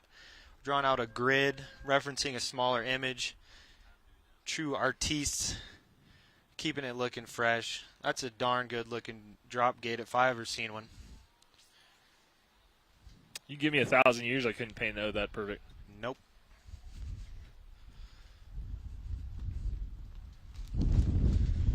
All right, we'll reset the scene. We have our women's finals at the top.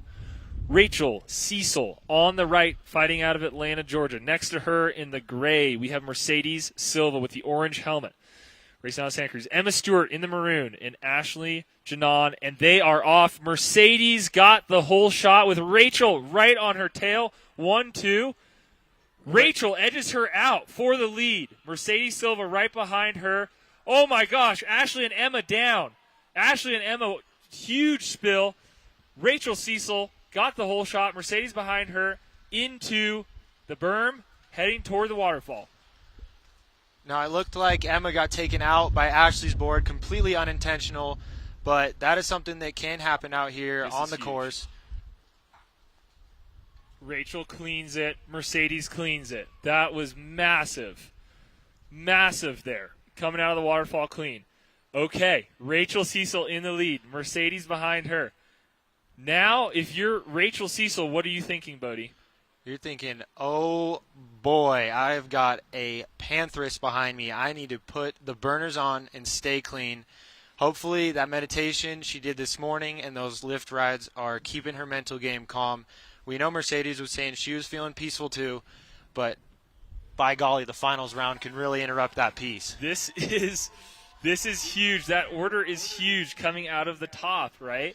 Rachel Cecil has to feel really, really good right now about her chances. She needs to stay on her board. And Mercedes, if you're Mercedes, you have to be thinking a little more aggressively right now, right? You got to be thinking, okay, I need to make up ground. Rachel Cecil can ride a little bit more defensively maybe. Mercedes might look for some opportunities to pass on some of these berms here, but that's risky as we've seen in the past.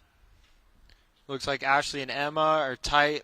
Not too far behind, but that's a pretty big gap. It's going to take a serious mistake for either of these top two riders to move back into that third or fourth position. You can see Mercedes just trying to figure out what line can give her any sort of edge over Rachel Cecil. But Rachel Cecil, she's not giving up any ground, eh? Not at all. And they're coming into one of my favorite berms on this mountain. There's a little rock stab on that side if you take it wide. But I will say, second place can be very intimidating because you want to push as hard as you can to get up into that lead position, but you're terrified to push too hard and knock yourself to the back of the pack. That's right. That being said, second place is cool, but this is the finals. And really, it's all about getting first place. Here, Mercedes is getting close. Mercedes has chopped that lead down quite a bit. She is on Rachel's tail. This is what it's all about, folks. Mercedes is pushing Rachel Cecil for the lead into the flat stretch. Can she find a window? Can she find some room? Oh, boy. They are neck and neck. Oh, shit. Rachel Cecil not giving an inch. Mercedes poking and prodding. Whew. Getting the blood going here, Bodie. Oh, into this speed section. This is an opportunity for Mercedes to potentially get up to her and make a pass on the next berm. And it gets really chunky on one of these corners. Oh. Ooh. Thought about it. Mercedes thought about it. Looks like she was about to go for an inside pass there, but that berm there kind of swings out before it swings in. So she didn't get a chance to pass. Third and fourth, not so far behind, but it is a good gap. This is just like we thought might happen. Rachel Cecil and Mercedes Silva, 1 and 2, and super tight coming into the bottom section of the course. Donkey Time FPV with the follow cam. Rachel Cecil, this would be massive. This would be her third Race for the Rail trophy. Never, ever been done. This would make her the GOAT. Mercedes Silva, right behind her, has always been one of the fastest riders, but has never been able to put it all together at Race for the Rail. This would be life-changing for Mercedes Silva. Those are the stakes as we come in to the bottom of the mountain. There's not much left to go, Jack. I have a feeling this might come down to the drop feature. If Cecil messes up and Mercedes cleans it, she's going to take the win. So it is very important for Cecil to maintain her lead in this toilet bowl section and really slay it on that A-line. That is right. The A-line is going to have $10,000 riding on it on this lap. You can see them coming into view of the bottom here. We are in the home stretch. Our women's finals for the 2024 Race for the Rail.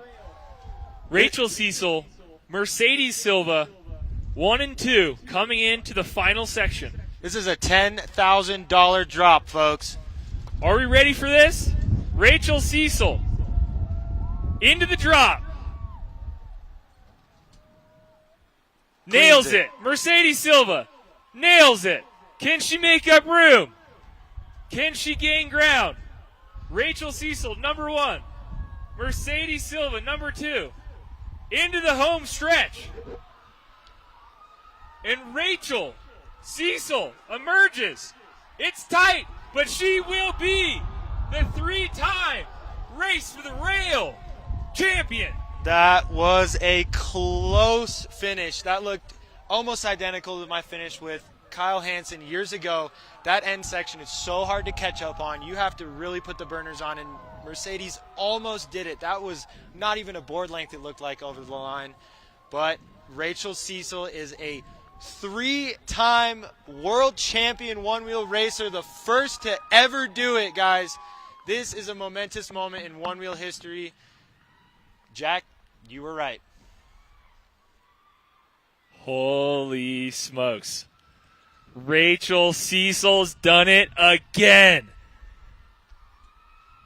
You gotta love the love from the homies. The sportsmanship of one-wheel racing is just amazing. I love it. I'm a part of it. There's no reason to be mean. Spread the love. Share the stoke. This is a huge moment.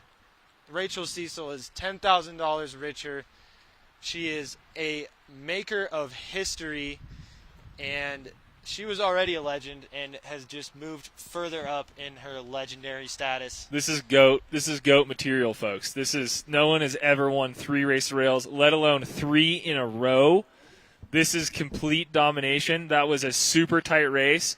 You got to give her all the credit in the world for hanging tough there, as Mercedes was fast and on her heels that entire time, and Rachel Cecil had nerves of steel and just didn't slip up, just refused to give in, nailed that drop, and that was an impressive showing from the champion. I could be incorrect here, but it looked like Emma came off on the end drop, so I believe Ashley came in third. But we can confirm with our team here. Great job to all these ladies. We're so proud of you for giving it everything you had, not only today, but all season. It takes a lot of love and effort and time to get not only into this race, but into this final heat. And we are just so proud of you, not only us, but the community. Everybody in the live chat here is cheering you on, and you should be very, very proud of yourselves. Great job. We are standing by. We will probably hear some words from our winner, Rachel Cecil, here at the bottom. We will do a trophy ceremony concluding our men's race today. Both the men's and women's winners will get on the stage and lift their swords. But we'll look to hear from Rachel Cecil here shortly.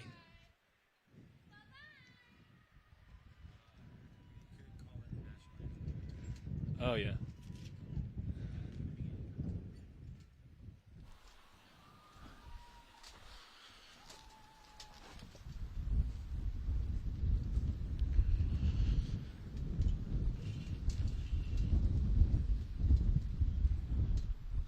We're going to toss it over to Laser in the field here. Folks, I am down here with the first ever 3-time, 3-peat, one-wheel, Race for the Rail champion, Rachel Cecil. Oh, my gosh. Just give me the first thoughts coming off your mind. I can't believe I just said that. That's insane. Who do I think I am? The audacity. It's incredible. I honestly can't believe I just said that. That's wild. I can't imagine what's going through your head. We can believe it. Rachel, you are Race for the Rail royalty. It's been such an honor through the years to witness the greatness. Thank you. Who do you want to give a shout out to? I mean, I want to shout out the Float Life, first of all. I was the only one out there with the Trail Pro 2. That tire that tire crushed it. It was gobbling up the chunk. That edge just locked in on those berms. Shout out to the Float Life. You guys are the freaking best. And then shout out to my family and all my fans. Shout out to my sister and my little nephew, Baby Bear. I love you guys. You guys are great. Rachel, now that entire race, Mercedes was pretty much on your heels for pretty much the second part of it, like almost the whole time. Yeah. Could you feel it? Could you like just sense it? Were you looking back at all? I was feeling nothing. And then I got into that bottom section and I was having almost like reverse flashbacks. I was like, is she going to get me here? Like I got her 2 years ago. And a part of me was kind of hoping she was going to. Not going to lie, I love Mercedes. She's one of my favorite people to race against. She's an incredible athlete. But I was real chill. Like in all the other like little pill videos, I was talking and walking y'all through it. But that one I was stone cold silent. We were kind of chirping to each other a little bit up there, but I was locked in and focused. I had to give it everything I had to beat Mercedes because she's so fast. And we both kept it clean. So I'm so proud of us. Yeah. Both kept it clean. Yeah. Phenomenal race from all the ladies out here. Now, not only are you the first ever to do what you just did, Yeah. but you just won yourself another $10,000. I gotta ask you, like I've done before, what are you gonna do with it? So every year I donate a portion of my winnings, no matter what I win, to a cause that I really believe in. And so this year I'm donating a portion to the Atlanta Cancer Care Foundation. They provide much needed financial aid to individuals who are fighting cancer. They've been really well established, and I know that the portion that I'm going to donate is going to go a long ways and impact a lot of families. I lost one of my close friends this year to cancer, Jill Lowther, and a lot of the training I've been doing has been on her bike. Like she was the first person that like invited me out to ride Onewheels with mountain bikers. And so she helped me that year in that way. And then this year she's helped me by getting me on that bike and really like spending time with her family and her sister Amy and her husband Tony. And we've just been going on like 20-mile bike rides every week.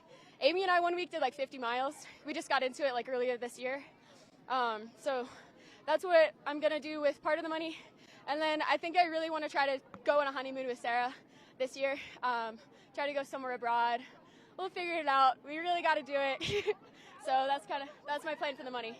That's amazing, Rachel. That is like the most honorable thing I could think of. I appreciate that, having been affected by it as well. Yeah. Thank you. You are a true champion. You are literally the people's champion. You've done it. You've worked hard. You deserve it. Thank you. Any final words? Let's go race for the rail! I freaking love you guys! Let's go! I can't wait to watch the men. Don't go anywhere. It's going to be insanity. Low-key rooting for Connor Chappell a little bit, but also rooting for Tyler James. Let's get another three-peat champion up here. There you have it, folks. Your 2024 Women's Race for the Rail champion, Rachel Cecil. And don't go anywhere because we still have the men's live stream coming up very soon. This is getting rowdy down here, folks. Congratulations, Rachel Cecil. That was an incredible showing. And what an amazing person, too. Awesome to hear her talk about the W there. So, big shout out to all of the women that competed today. What a performance, what a show. Super tight, and really looking forward to our race this afternoon on the men's side here, Bodie. That was a sight to see. I love one-wheel racing, but I'm also completely obsessed with one-wheeling, so it's no surprise. But it's just beautiful to see some of these ladies that you wouldn't expect cooking, putting the pressure on, really giving it their all, being great sports to each other. I don't think we saw anyone not stoked today. There's smiles for miles, and I just love to see it. I'm feeling the joy right now. Absolutely. I'm feeling the stoke. Here we got Lays at the bottom with a couple of other competitors. Oh, we are back, and I am here with second and third place, Mercedes Silva. Oh, yeah. So hyped up, man. Sorry.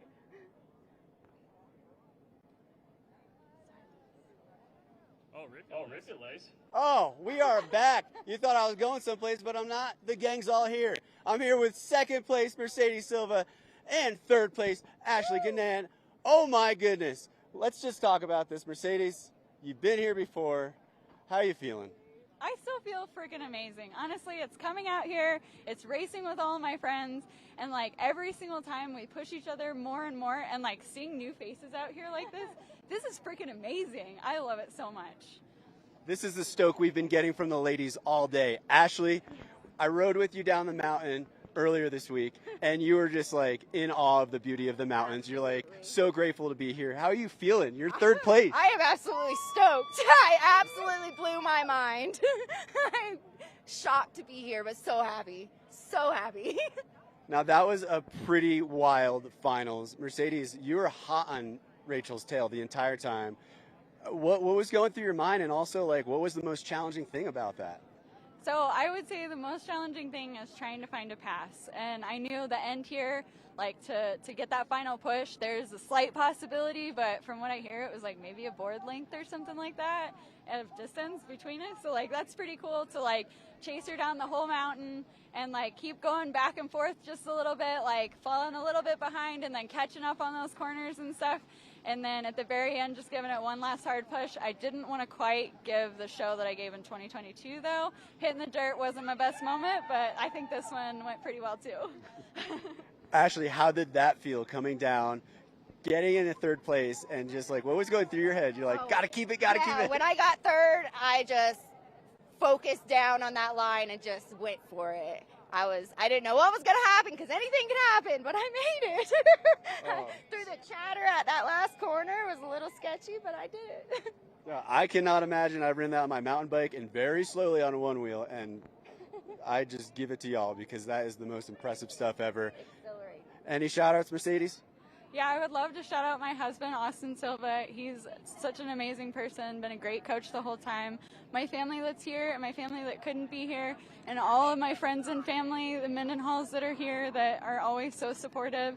Anybody that like always reaches out to me and wishes me good luck, I cannot give you guys enough appreciation, and Future Motion Onewheel for putting this on, and all of us being able to come out here and have such a great time with all of our friends. Like, it's so freaking awesome. Thank you guys so much. Thank you.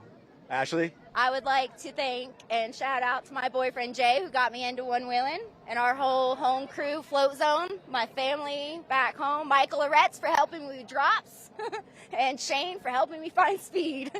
So that's a solid crew I got at home. Heck yeah. Well, congratulations to the both of you.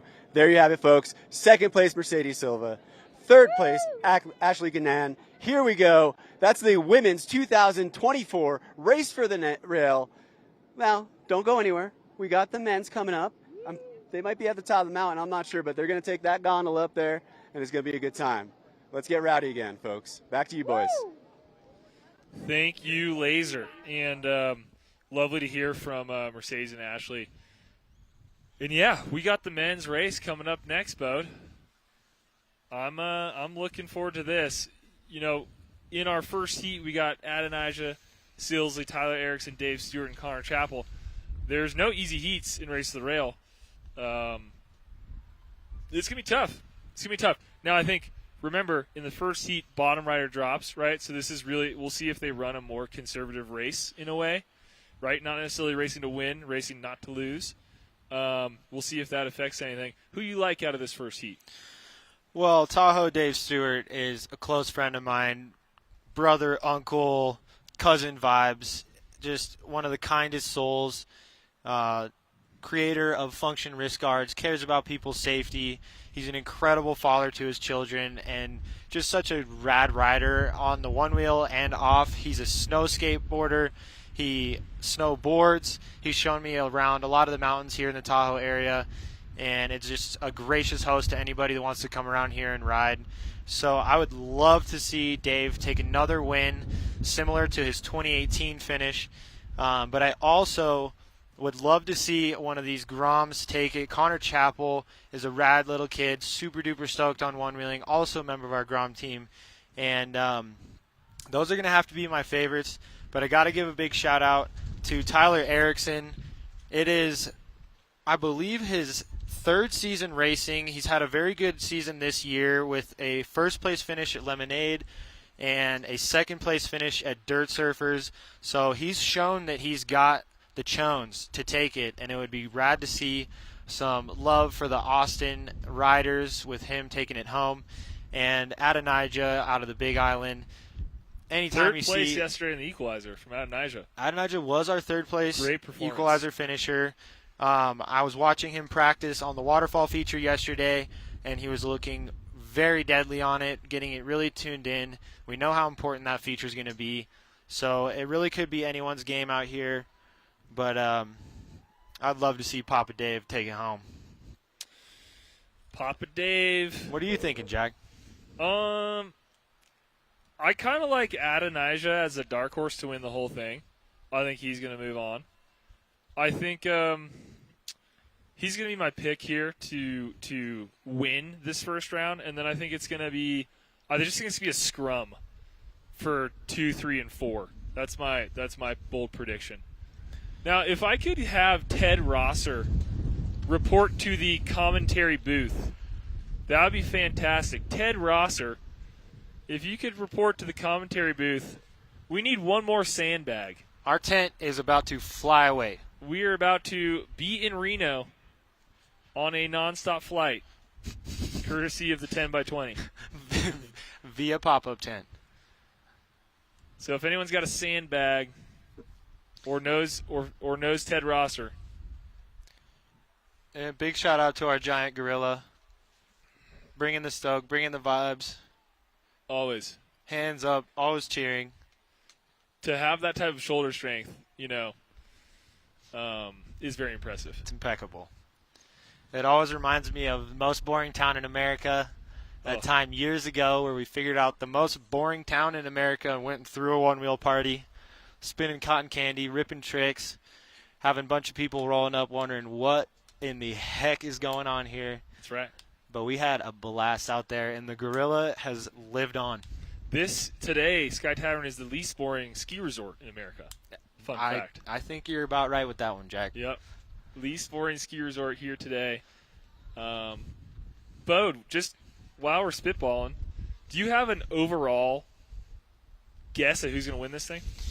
An overall guess. I mean, there's a few riders racing that made it in that all season have been riding with hooks, fins, whatever you want to call them. And That's there's a good point. few riders that have been free foot gang throughout the season. And I think a full season of riding pure style is going to be a serious advantage for those guys, because most of these dudes that have been riding without foot assistance have had to remove their fins in the last few months once they knew they qualified and adapt their riding style. And we've seen that affect some riders in our equalizer round. That's right. And so I think riders like Tyler James, Austin Silva, Dave Stewart, those who have been riding free foot gang style, I think are going to have a bit of a leg up in today's race. But at the same time, I have seen some of these guys really adapt well to riding the bull with no straps. So I really would love to see my brother Tyler James take the three-peat. If we had 2 three-peats this year, that would be absolutely bonkers. Tyler's pure style, pure stoke, the definition of a stoke lord, has so much love for one-wheeling, so much love for the Groms. He's over here reminding me about the national anthem. Is she ready? Is she ready? We'll wait for word in our ear here from the booth for the national anthem. Tyler's sister, Allie. we do not have audio of the national anthem for the stream. Sorry, guys. Oh, no audio of the stream, but we'll run it here live. Hey, can you help us secure the commentator tent? But back to it, I would also love to see Austin Silva take it. Teammate of mine, high caliber rider, puts a lot of love and energy into his riding. Has yet to take home a rail, although he had a solid season this year. But you gotta love an underdog story. Seeing somebody like Hayden Bowling, a rookie racer, Grom team rider. Somebody like John Ortiz. Pest control specialist John Ortiz, Jafari Sisley won Rookie of the Year last year in Float Life Fest's Points leader on the season last year. of the Year competition and was points leader. So he's really shown that he's got what it takes to be a high-level rider. Eddie Metz, Best beard in the game. by far best beard in the game.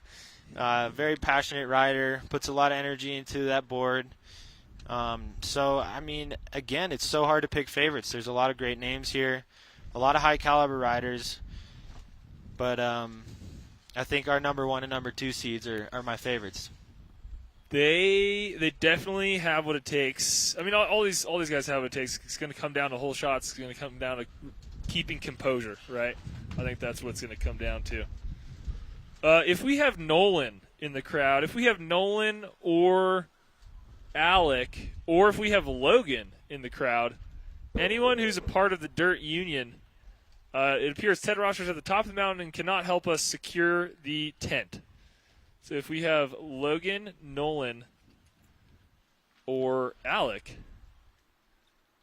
Our 5 weighted buckets and rocks are not quite cutting it. We could use one more rock, bucket, or sandbag. We're sitting under a giant kite. In fact, I might just go grab a rock right now. You go ahead and do that.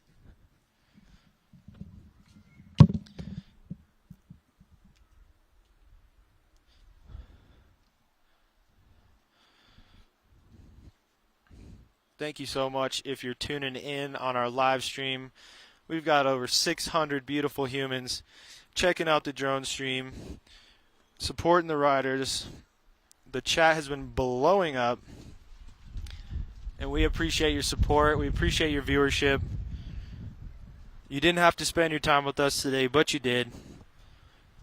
And we are so stoked for you to see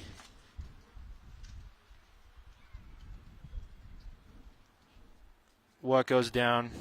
We just got the 5-minute call for Heat 1 of men's.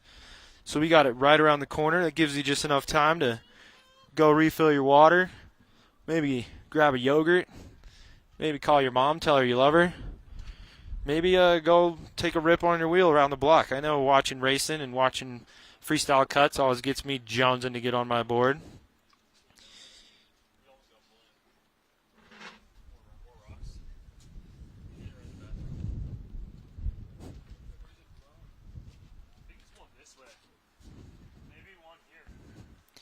If my mom is still in the stream, what up, Mama Rachel? We love you.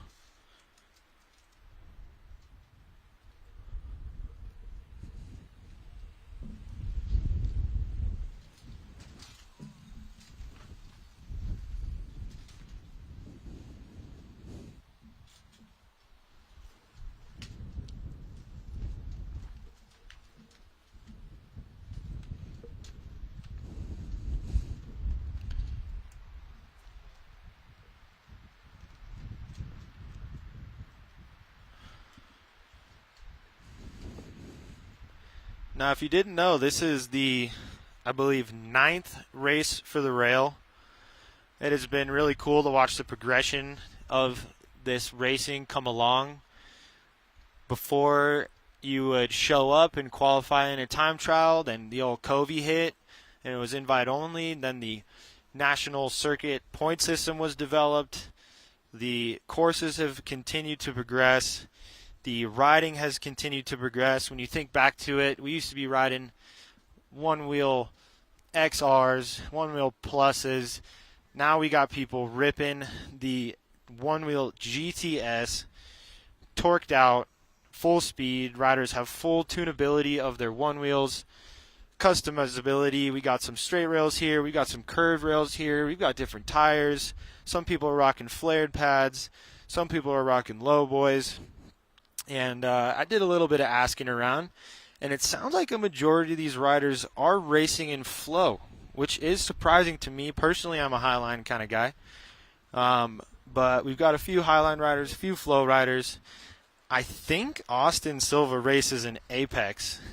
Didn't have a chance to ask him, but it is pretty cool how you can really tune your setup in to your riding style and get that thing feeling real nice under your feet. but we're coming at you live from Sky Tavern. Looks like men are starting to get ready up at the top. The wind is ripping. Looks like our Mavic drones are handling the wind.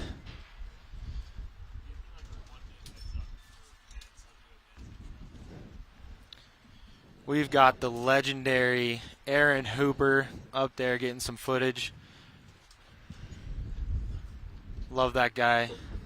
I proposed on one knee to him years ago to be my filmer. Legendary snowboard filmer, legendary skate filmer, the king of jokes and fun words and games. Always reminding me to keep life silly, to respect things and take them seriously, but not too seriously. Laugh with your friends, go on adventures, climb mountains, and shred hard.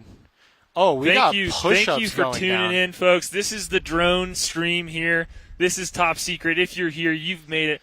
We are about to kick off our men's broadcast, so we are going to intro that in 3, 2, 1. Welcome to the men's Race to the Rail competition. This is about to be super intense. We have 10 of the best men riders here on the top of the mountain getting queued up, ready to race for $10,000. Bodie, what are they thinking right now up at the top? You know, I'm sure some of them are running through the course in their mind. They had some opportunities to practice. I know some riders took some POV film. It's definitely a good thing to do as a racer, to be reviewing your footage, memorizing this course. It is a very long course to memorize, though. Certain sections can kind of blend in your memory. But I'm sure they're running through their lines, tuning into their breath, trying to stay focused, keeping their eye on the prize, and just trying to keep that energy level. Right. Absolutely. So on the bottom of your screen in the light blue, we have Connor Chappell. Next to Connor Chappell, we have either Dave Stewart or Tyler Erickson. Dave Stewart is in gray. Tyler Erickson is in navy. And then at the top of your screen, Adonijah Silsley is in forest green. So that is your heat. So it is Connor Chappell from bottom to top. Connor Chappell in blue. Dave Stewart next to him. Then we have Tyler Erickson and Adonijah Silsley. And now they're switching order, so now we really can't tell. I know that's Dave Stewart because he's rocking his signature SB Dunk highs. There you go. Great shoe for one-wheeling. I don't think I've ever seen him ride in a different pair of shoes. Looks like Tyler Erickson's taking in the view, tuning into his breath. So this is your men's Race the Rail quarterfinals. Heat 1, Adonijah Silsley, Tyler Erickson, Dave Stewart, and Connor Chappell. Now 3 of these riders will be moving on to the semifinals. The slowest rider will be going home and hitting the golf course for the rest of the season. Those are the stakes here today. They gondola'd up, or chairlift maybe I should say, up to the top of the mountain, over a mile up this mountain. And again, the top 3 down will move on. Now, these racers have competed all throughout the season at our sanctioned events like Lemonade Float Fest, Let It Ride, Oak City, Dirt Surfer, Seek and Shred, Wheel Scorcher. It has been a season throughout the summer of qualifying, gaining points to make it into these top 13 slots. And it really shows that they're the cream of the crop. They're high-caliber racers. They put a lot of their love and their time into this sport, and they fought the fight to get into these preliminary rounds. And I'm excited to see it. Like we've said, this first round is a little bit lower pressure because only one will be eliminated. So we'll see if they take it a little chill or if they go hard, because taking that number 1 spot in your qualifying heats gives you such a boost of confidence, of energy, put some lead in your pencil. Right. And really helps you moving on into those semifinal rounds. And just a note for some of our viewers who watched the last race, I think you're going to see tighter splits here between all 4 men in our field than we did in the opening round of the women's race. Rachel Cecil got out to a huge lead in the first round of her race. Some of the fastest women on the course have there's a bit of a bigger gap, I would say, from the top of the field to the bottom. On the men's side, that gap is microscopic. It's going to come down to seconds, and it's going to be incredibly tight. So interesting to see how they play this ride, maybe a little bit more defensively, but again, there's going to be no margin for error for any of these gentlemen at the top. Like you said, it's going to be very tight because it went to show in our equalizer race. There was a whole pack of 5 to 6 riders that were all within a second of each other. It is a very tight pack. You know, it really is going to come down to who can clean these features, who can maintain their composure, not get snuck up on by any of those little sleeper rocks. And I really do think it's going to be a battle from top to bottom. Absolutely. All of these gentlemen also made it out of the equalizer yesterday, which was incredibly competitive. Some of our best riders actually got cut yesterday, and that's how competitive this field is. So no weak links here. Addo, Tyler, Dave, and Connor. And they're racing for this. They're racing for the old Race for the Rail sword, iconic trophy. Now, this is the frame rail of a Onewheel here, and every year we turn it into a sword, and that's along with $10,000. That's a great prize purse. For any competition, you get a sword and 10 G's. Like, you can do a lot with 10 racks. And a sword. And a sword. You know? You can do a lot with a sword. It's not super sharp, but this tip could kill a squirrel for sure. I'd think. I was asking some of the racers what they wanted to do with the money, and the general consensus is fund one-wheel trips. Yeah, it makes sense. I mean, a lot of these folks have poured so much into going to all these events that happen all over the country. It's really a beautiful thing, and what better? I mean, these folks all love the wheel so much, right? Like, it doesn't surprise me that they would just, put that back into going to some beautiful places or some races and ride wheels with their buddies. Because there really is so many places you can take your one wheel and adventure and ride. Beaches, forests, different cities. We just made a sandcastle the other day. We were just ripping around a sandcastle, exactly. It was fun. Golf courses, if you're allowed on it, but it's really cool. I think it really gives like the skate trips, snowboard trips vibes, getting together with your homies, getting an Airbnb together, throwing down at a campground together, and just exploring new places. It truly is amazing how much terrain you can conquer on a one wheel. That's one of my favorite parts about it. You don't need a swell and right tide. You don't need snow and a ski lift. You just need the ground. Your board. Yeah. One of the comments in the live chat there is, can the GTSs make it up the hill? And the answer is easily. Yes. You can actually zoom uphill. Even me, I'm one of the worst uphill riders I have ever met. And I can make it up. It's pretty cool. We did a little thing yesterday where Neil raced himself. Neil actually took on the race course on an XR and then compared that to how he did it on an S Series. So keep an eye out for that. That'll be coming out after the race. It's fun to just see how far everything has progressed. The course, the riders, the tech, and exciting here today because we're racing on GTS Series. Last year we were on GTs. So there's a huge jump up. So pretty exciting stuff. And I'd even say you could probably get up this course on a GT thanks to gradient tracking. That's some pretty incredible technology. You might be able to. Yeah, if you can finesse it like your boy. But that's one of my favorite recent advancements in the one-wheel realm is the ability for the board to know when you're going up a hill. Yep. And give you more nose. Like, it's pretty wild. Yeah. It's like I think it might be AI. I think it would technically be AI, right? I don't trust AI. Anyways, let's give another intro just in case we want to use this one, okay? For Ryland and Will in the back. Hello, folks. I'm Jack Mudd here with my friend and host, Bodie Harrison, and we are here for the men's Race for the Rail Championships. We could not be more excited to bring the best one-wheel riders on the planet here to you on the mountain today. Bodie, we have a tight field. What's going to make the difference here in this race? I think the key is control and composure over your board and over your brain. We've got a couple features like the waterfall and the droppertunity, I think we could start calling it. Ooh, I like Shout that. out Les for the beta on that.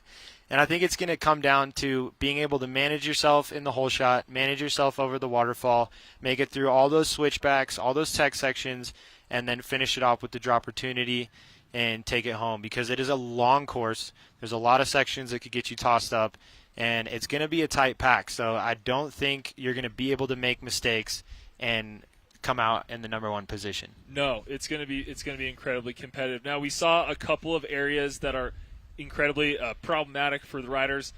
Obviously, it starts with the hole shot. That's absolutely imperative. Then we come to that wood feature that we're calling the waterfall, which is this descending ladder that the riders need to make it down. Then we get into, these switchbacks. There's rocks throughout, right? We saw a couple of our riders on the women's side slip up in some of those rock bridge areas. And then down the drop opportunity?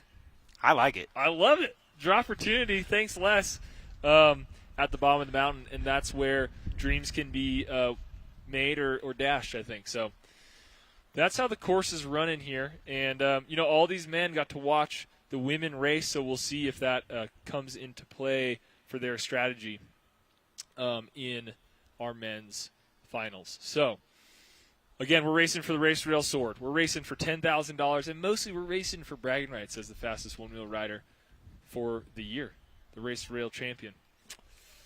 There's a lot of glory that comes along with this title. That goes I have down raced on your in LinkedIn many bio. races for the rails, and I have never walked away with a rail. I got close one year, got second behind Kyle, but it truly takes a well-faceted rider. It takes speed, it takes technique, it takes mental control, and just a dash of luck on top. I was going to say that last bit. Absolutely. I think that's the fun thing about Race to the Rail is that it can be anyone's day.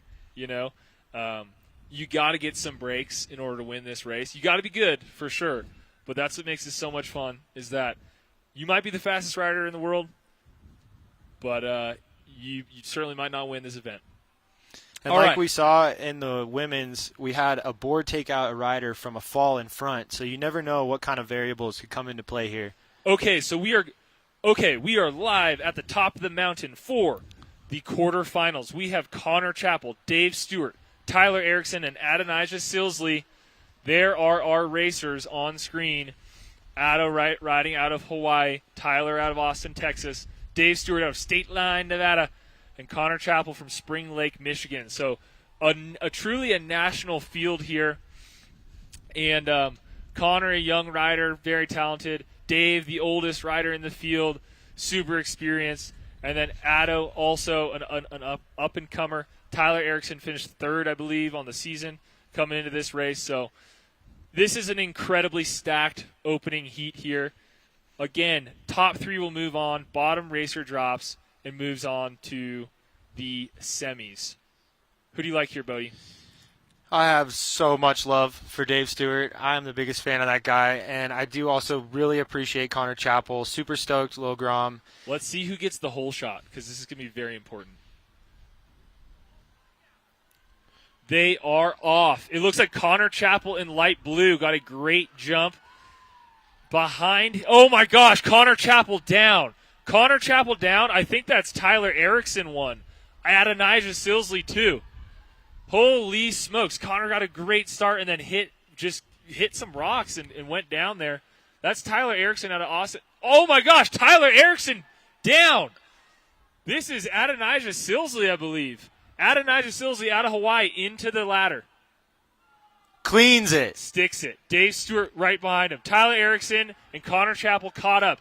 This is going to be very interesting because, again, top three move on, okay? Top three. This is still a very tight race for that third and fourth position. Connor Chappell, after going down huge, is now back in third place. Tyler Erickson, after being in the lead momentarily, in fourth. I have a feeling there's going to be a lot of shakeups and toss-ups in these next few heats.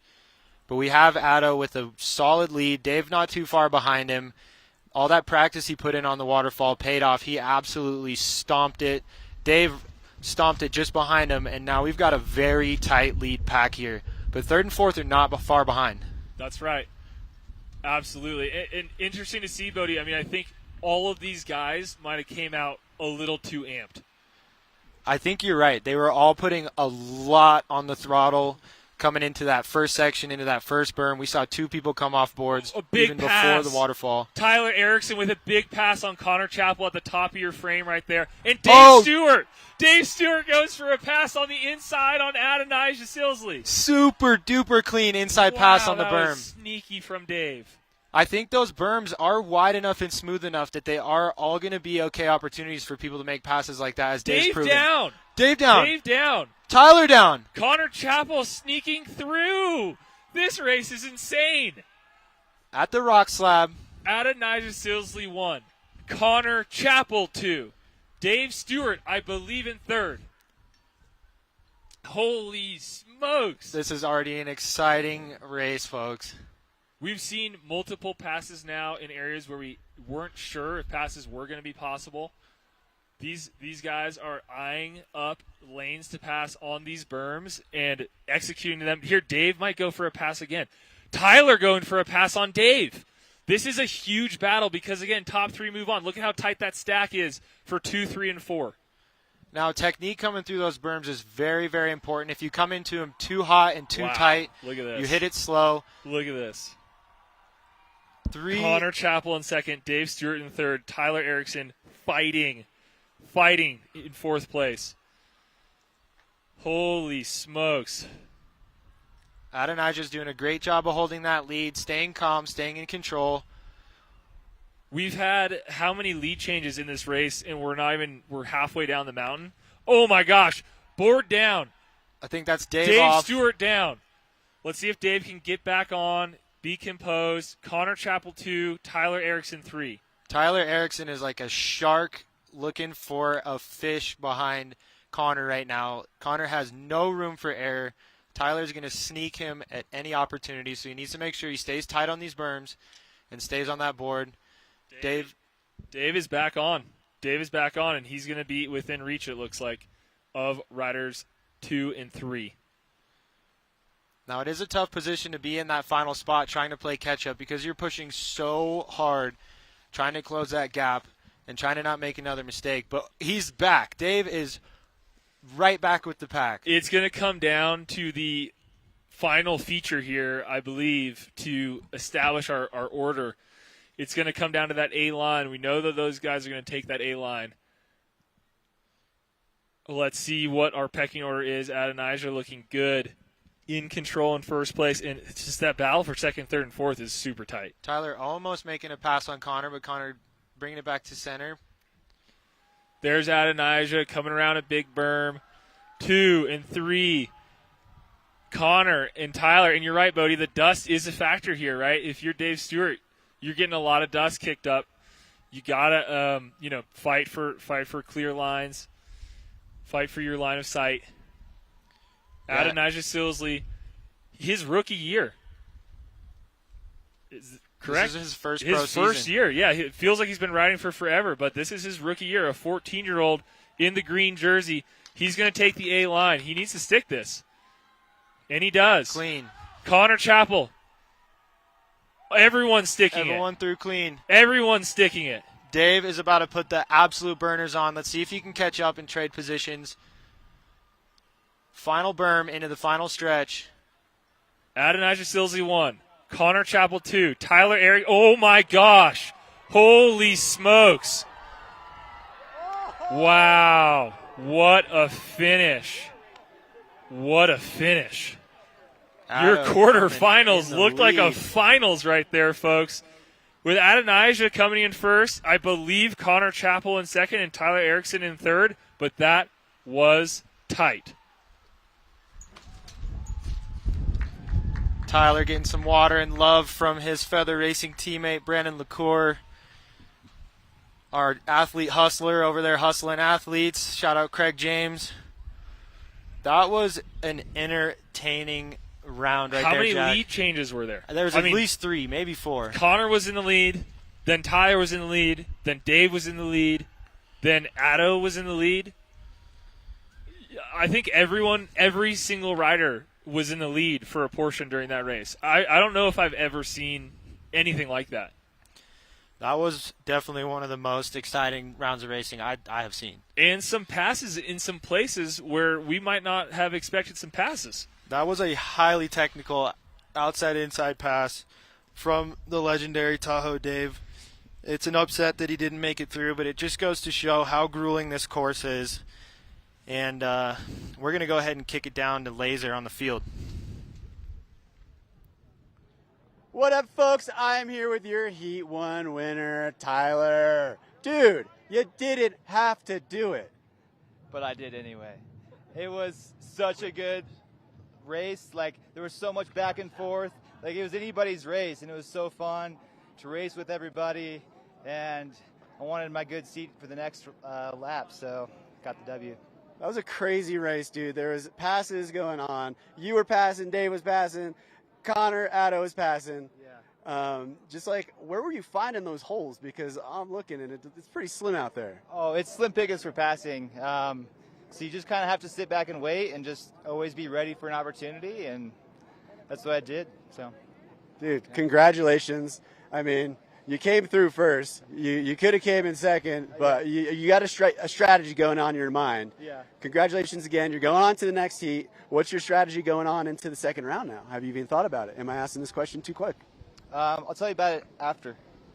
Oh, I like that, dude. Well, good luck up there. Thank you. Great job. And we'll send it back to you boys in the booth. The boys are getting rowdy. That was so tight that from here we could not tell who won. So big shout out to Tyler. He must have eked by Addo at the very end there, putting his foot on the gas pedal. Wow. I mean, I saw it looked like Addo sort of almost lost the handle for a second from where we were sitting here. And maybe that opened up a little opportunity for Tyler. That's how tight this is. I mean, if Adonijah goes down right there, Dave Stewart passes him.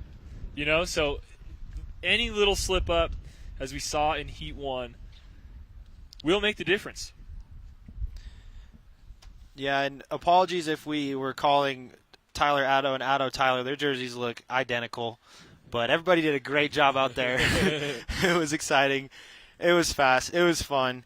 I got to say, this might be one of my favorite race for the rail courses that there's been. It's so challenging. It's grueling. It's long. These riders' legs probably feel like they're about to fall off about halfway down. But that just goes to show how important training is in the gym, on the board, cross-training, things like skateboarding, snowboarding, bike riding. If you want to be in that finals heat and take in the first position, you got to make it through qualifying. You got to make it through heats, and you got to stay on your physical and your mental game. And some of these athletes out here are showing us how it's done. Love this little guy in the helmet. Yeah, what's up, everybody in the crowd? Thanks for coming out. Hope you guys are having a great time here. The lids are looking great out there. Don't forget to drink water and put on sunscreen. That's right. That first heat got me super fired up. I cannot wait for the second heat, and then the third heat, the fourth heat, and the fifth heat. It makes me happy to know that we have 4 more of those to come. This is pretty exciting. Big shout out to Dave Stewart. Dave is an absolute legend, and unfortunately he will not be moving on. But lots of love for Dave. For Tyler, for Addo, and Connor, they have the honor and the good fortune of facing Austin Silva in the semifinals. So that heat will get even spicier as we move on.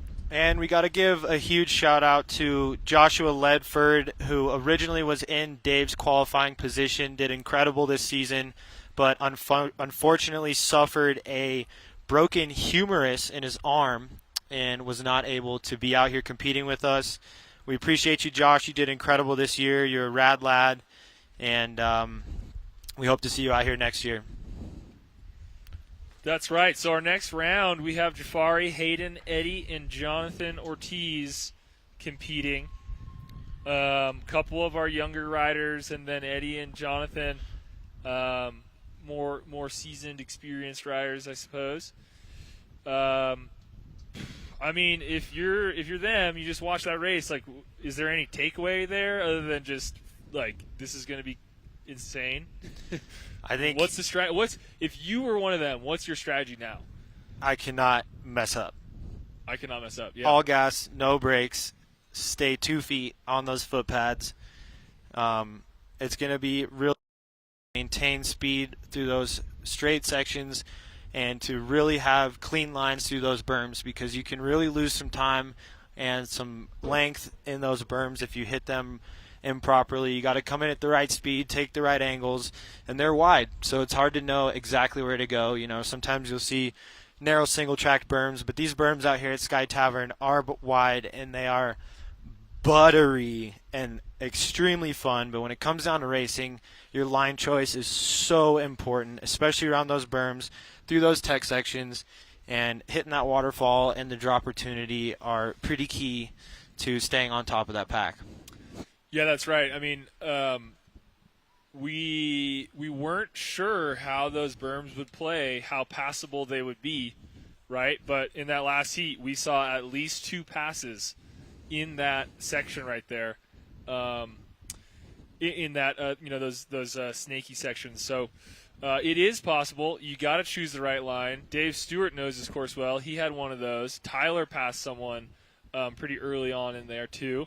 So we'll see how aggressively these riders in this next heat take it. It was interesting because even though in that last heat it was bottom rider drops, they all raced super aggressively, I would say. Absolutely.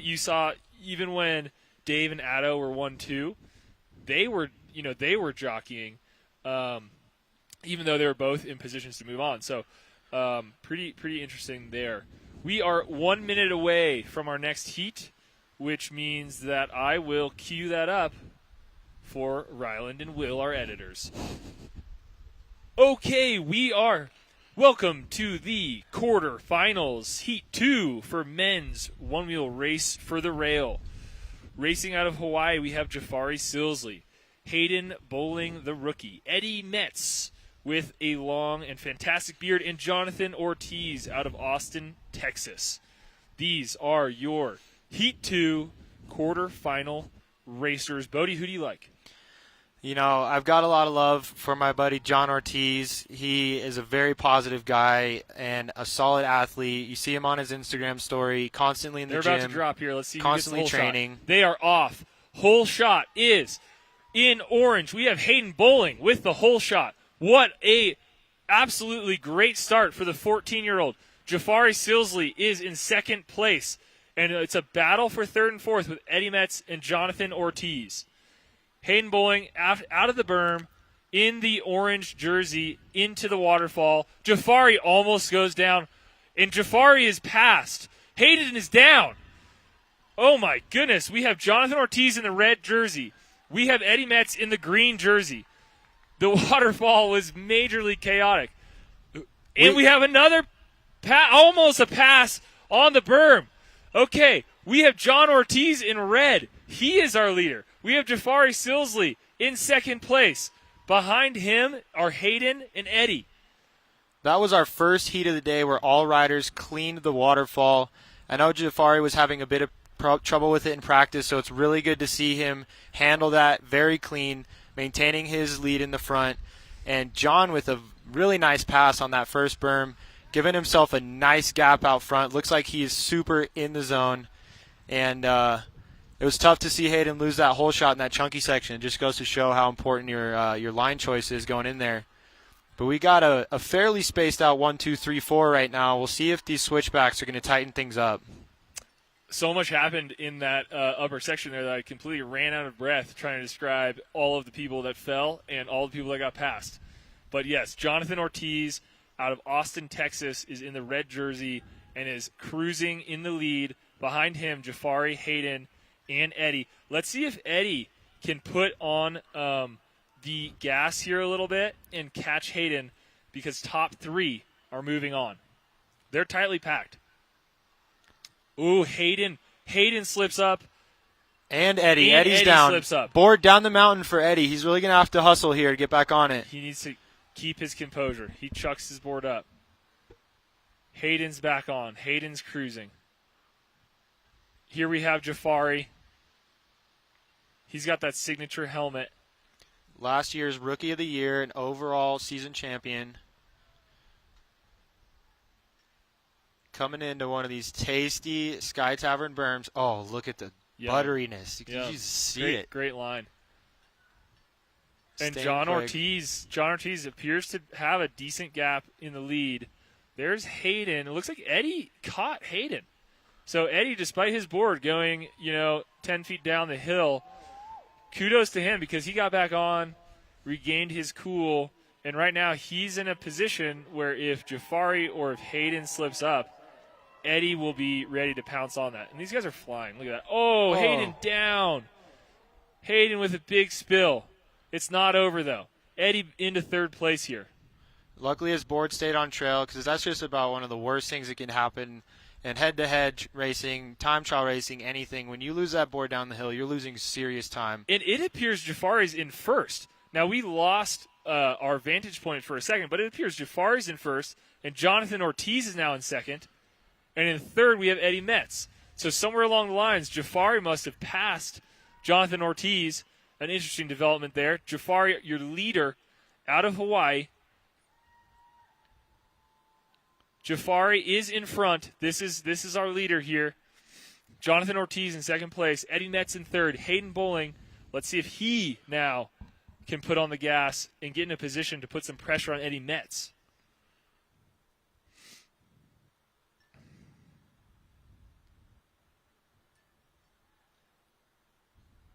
Now, again, top three move on. So whoever finishes in the top three will go on to the semifinals. Right now, Jafari is looking like he's in control. Calm, cool, and collected into the bottom portion of the mountain. Fourth place, though, won't make it. There's Jafari coming into view, coming around the berm. He's on the bottom section. You can hear from the crowd. Right behind him, Jonathan Ortiz. He's looking good as well. We'll see who emerges in third place. I think it's Eddie Metz. There he is, Eddie in third, coming around this berm. These boys are cooking, and they are trying to keep calm because the opportunity can take your biscuits right out of your pockets. Let's see how Jafari does. Stomps it. Stomps. John Ortiz into the draw opportunity.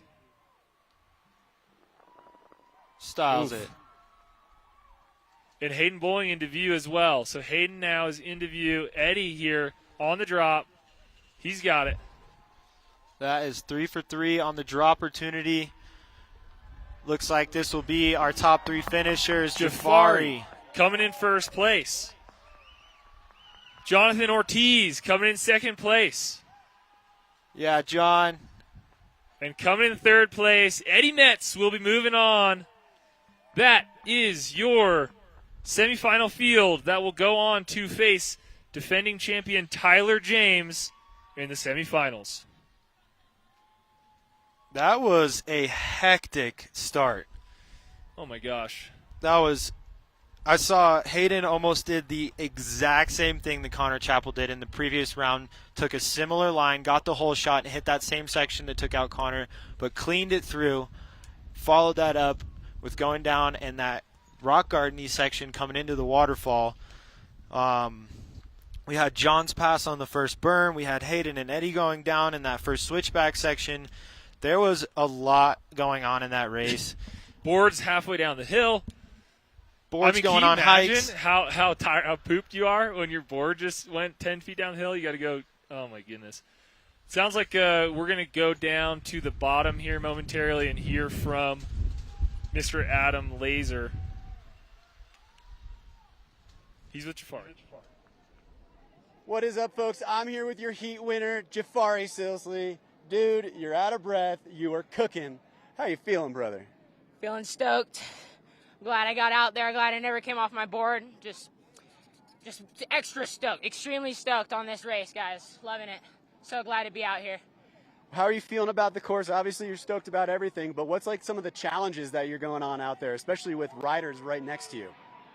Just people falling in front of me and then just having to speed check on that feature was pretty gnarly, but just stuff like that, yeah, it's just people in front of me and stuff falling. Just people falling. That's what it's all about. But you stayed on your board. You brought it down to the bottom. You're going down to the next heat. Yep. Let's do it, man. Congratulations. Catch that breath, and let's get you back up top, and back up top to you boys in the booth. Well, that was incredibly exciting. And to be honest, I want to know, we'll have to check the tape, and I'm glad all these riders have helmet cams on because I'm not sure how Jafari got in front of Jonathan. Whether Jonathan fell and had a slip up and Jafari took advantage, or if Jafari put a pass on him. It's unclear. We're getting word that we have 15 minutes before our next heat. We have we're either doing some camera stuff or something like that, but 15 minutes until our next heat. And that's going to be the semifinals, folks. And it's about to get even spicier, which is hard to believe or imagine. But we got Tyler Erickson, we got Adonijah, we got Connor Chappell, and we got Austin Silva in our next heat. So Hectic. I'm not sure I'm equipped to handle this. This is high stress one-wheel racing right now. I can feel my hair's going gray right now. It's a lot to take. I mean, so many mix-ups at the top, particularly at the top of the mountain. But then some of these passes in the sort of snaky run area too. No one's fallen on the bottom drop, so that's something to look out for as well. The whole shot has been a bit of a gift and a curse, right? I think we've seen both riders who got the whole shot ended up spilling shortly after. In the first race, I think that was Connor Chappell, and in the second race, it was Hayden Bowling. So, usually in last year, the whole shot is all important, but this year it's been, it's actually maybe hurt riders in some way. Yeah, and I'm curious if that's a mental thing, if it's coming down to making them nervous, putting extra pressure on them, like, okay, I got it, don't mess up, mess up, get a gap, or if it's purely just luck, just hit the wrong spot, the wrong line. I know that took me out one year in a race. If you're looking too far down the trail and you don't see something that's right in front of you, that can take that board right out from under your feet. Yeah. So having quick eyes and a quick brain is very imperative.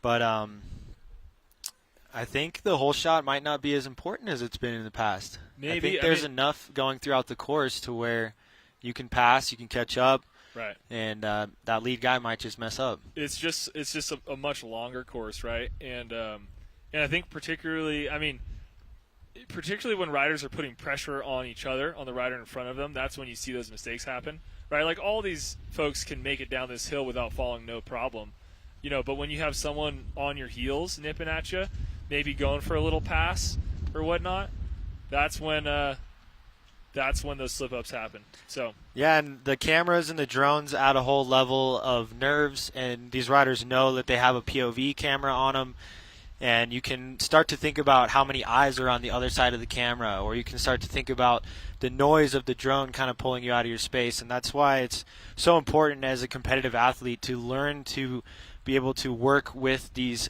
external stressors, to be able to tune the drone out, to be able to not think about the camera, to be able to not think about the people behind them, and really purely stay in their body and out of their mind, really just focusing on the trail and focusing on their breathing, picking their line and staying calm, because as soon as you get lost in your thoughts, as soon as you start paying attention to the sounds, it really can affect your overall performance. I believe it.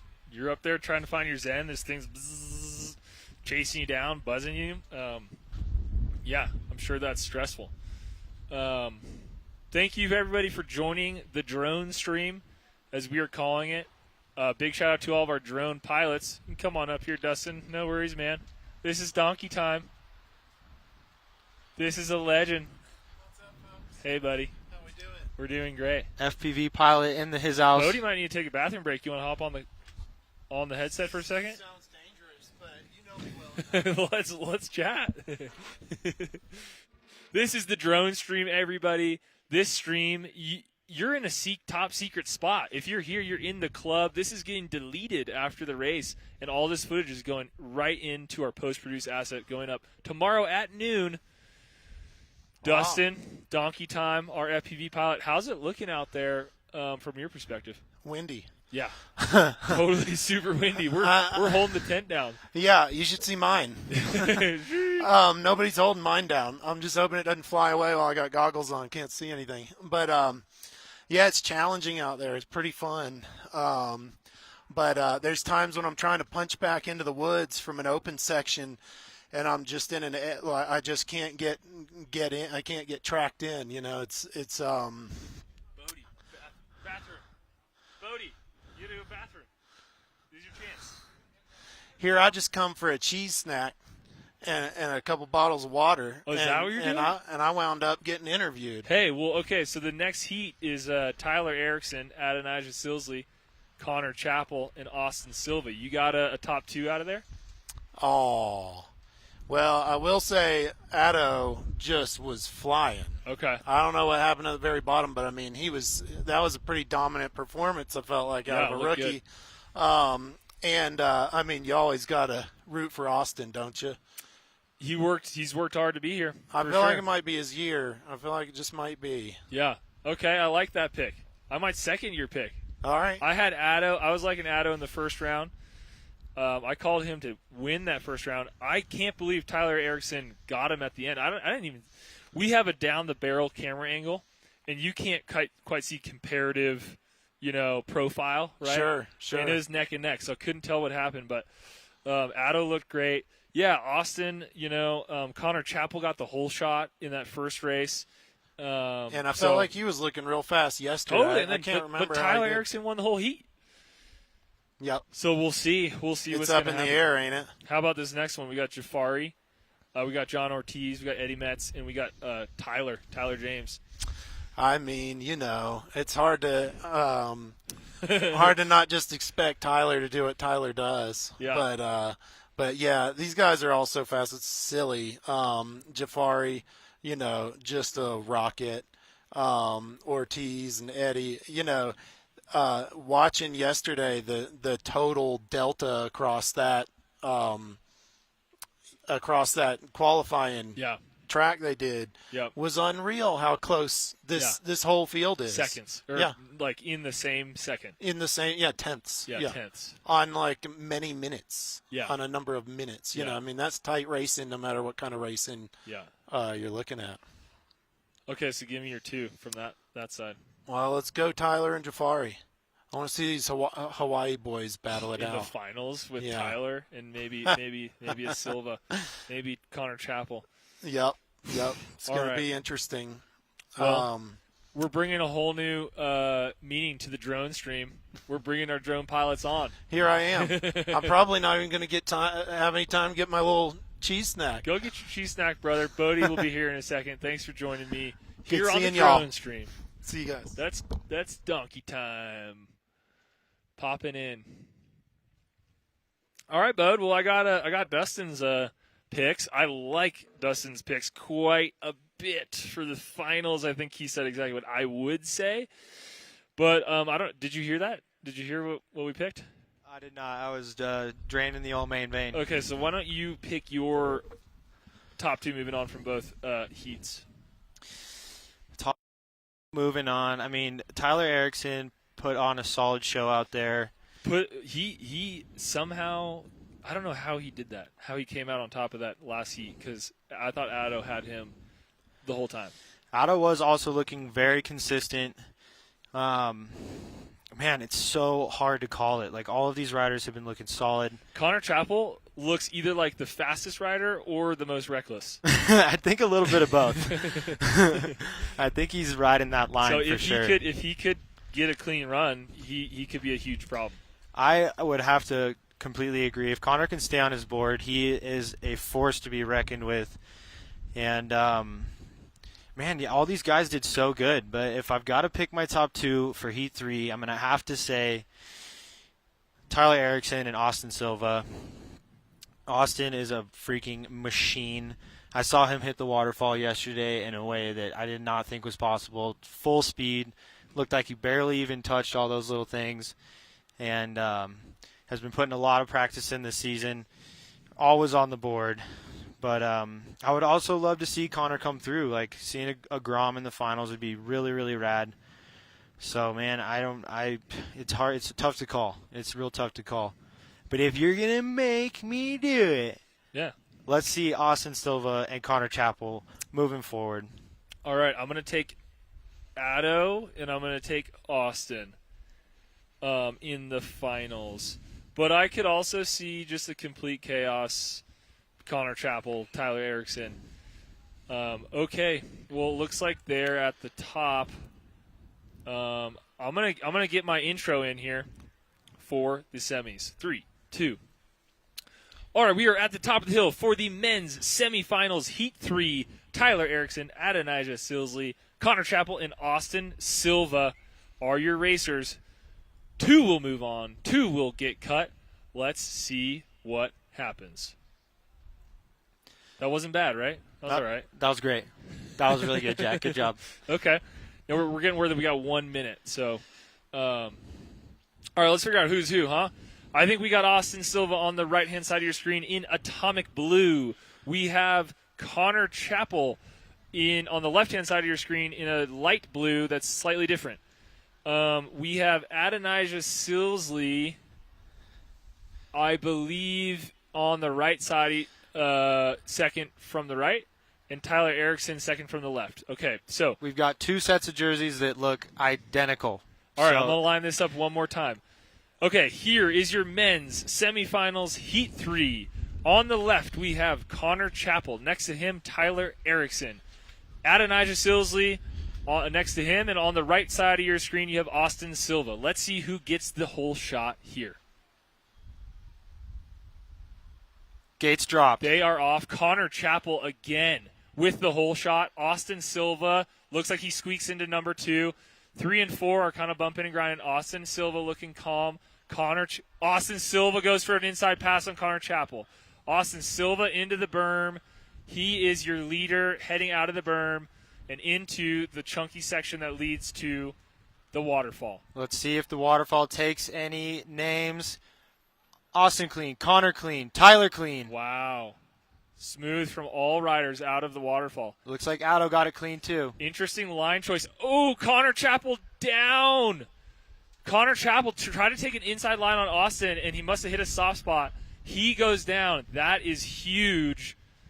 That is absolutely huge. Austin Silva is your leader, but behind him now, I believe we have Tyler Erickson. Connor Chappell and Adonijah Silsley following up the pack. Okay, we have our order into the snake run. Who can make up ground? These boys are absolutely booking it. Tyler looking really solid. He almost got taken out by a board there, but kept his composure, stayed on his board, and got the turbos turned on. Can you imagine, Bodie? So we're feeling huge wind gusts here at the booth in the bottom. We're at the bottom of the These guys up at the top of the mountain, I mean, these gusts of wind must be a huge factor for them here today. It definitely can push your weight around, push your body around, and affect your line. So we'll see if that comes into play at all. But these guys are looking really solid. Here we have Austin. Austin is a machine. Austin has such a methodical approach to riding one wheels, such an analytical thinker. You know, the way that he thinks about riding trail is different from really anyone I've ever met. He is very dialed, calm, cool, and collected, and he's looking like he knows what he's doing here in the lead position. Now, Tyler Erickson is behind him in second place, and I think the storyline here is let's see if Tyler Erickson can hang on to that position, or let's see if he gets caught by Addo or by Connor. And I think one of the things that plays into Austin's abilities is he's a retired motocross racer. He's coming up on a 10-year anniversary of winning a championship race. Austin looks like he's having fun. And is just having a blast out there. He's no stranger to the dirt. He's no stranger to finding his line, controlling his speed, managing his weight, and it really comes into play in his one-wheel riding. You can tell he's got dirt inside of his brain cells because he just flows right through that track. A little dirt in the brain cells can help when it comes to one-wheel racing. Austin Silva often talks about his acceleration points and his braking points. He runs the course and tries to understand exactly where those markers are for him, and it looks like he has found them. Erickson looking really good in second place. He's got a pretty good gap. He's just got to keep his cool and maintain his speed. Sometimes when you can't see how far the riders behind you are, you don't go quite fast enough and they close that gap. And I don't know if he's got eyes on Austin either, so it's really up to him to gauge his speed and make sure he's just behind that max level. Again, it's super critical for him to come in second place because that would mean he moves on to the finals and puts himself in contention to win this thing. Third and fourth place do not move on. So that is the most important factor here in this race. Time for a toilet Here bowl we sash. have Austin coming around into view of the crowd. I mean, Austin's whole posture and energy is so relaxed right now. He knows he did what he had to do at the top of the mountain to put himself in a really good position here. Tyler Erickson now coming around a big berm. He is in sight of the bottom. Austin Silva racing out of Lake Tahoe. Calm, cool, and collected. Hits the drop like no problem. So clean. That first round bye feels good for Austin. Those are some fresh legs, baby, but probably not at this point. This is a long course. Tyler Erickson coming into the drop. Sticks it. Super clean. Good job, Tyler. Okay. All right. Austin coming across the finish line in first. He will be moving on to the finals. And joining him will be Tyler Erickson of Texas. That's the first half of your men's final. Austin Silva and Tyler Erickson moving on. What a race. Another fiery round. And Adonijah coming in third. Somewhere he passed Connor Chappell. Big ups to our Groms. It's incredible seeing such young athletes out here putting it all on the line and going wicked quick on those wheels of theirs. Interesting round there. I mean, that was much more of a whole shot dependent round there with Austin squeaking that out from Connor and then just holding firm. You saw Connor try to kind of pass him and didn't work out in his favor. Took that inside line up there. I was surprised at the speed he was holding in that top section. It seems like it's been giving people a lot of challenge. Yeah. And it's no smooth asphalt road, that's for sure. No. But It's super chunky. I know he's got a good memory on him, and I know he took advantage of all that practice time, was doing practice starts with his wife Mercedes, and it looks like he definitely got to know that top section because he was absolutely cooking the top. Yes, he was. Let's see if we have Adam at the bottom of the hill and if he has Austin with him. It looks like they are down there. Let's kick it over to Laser.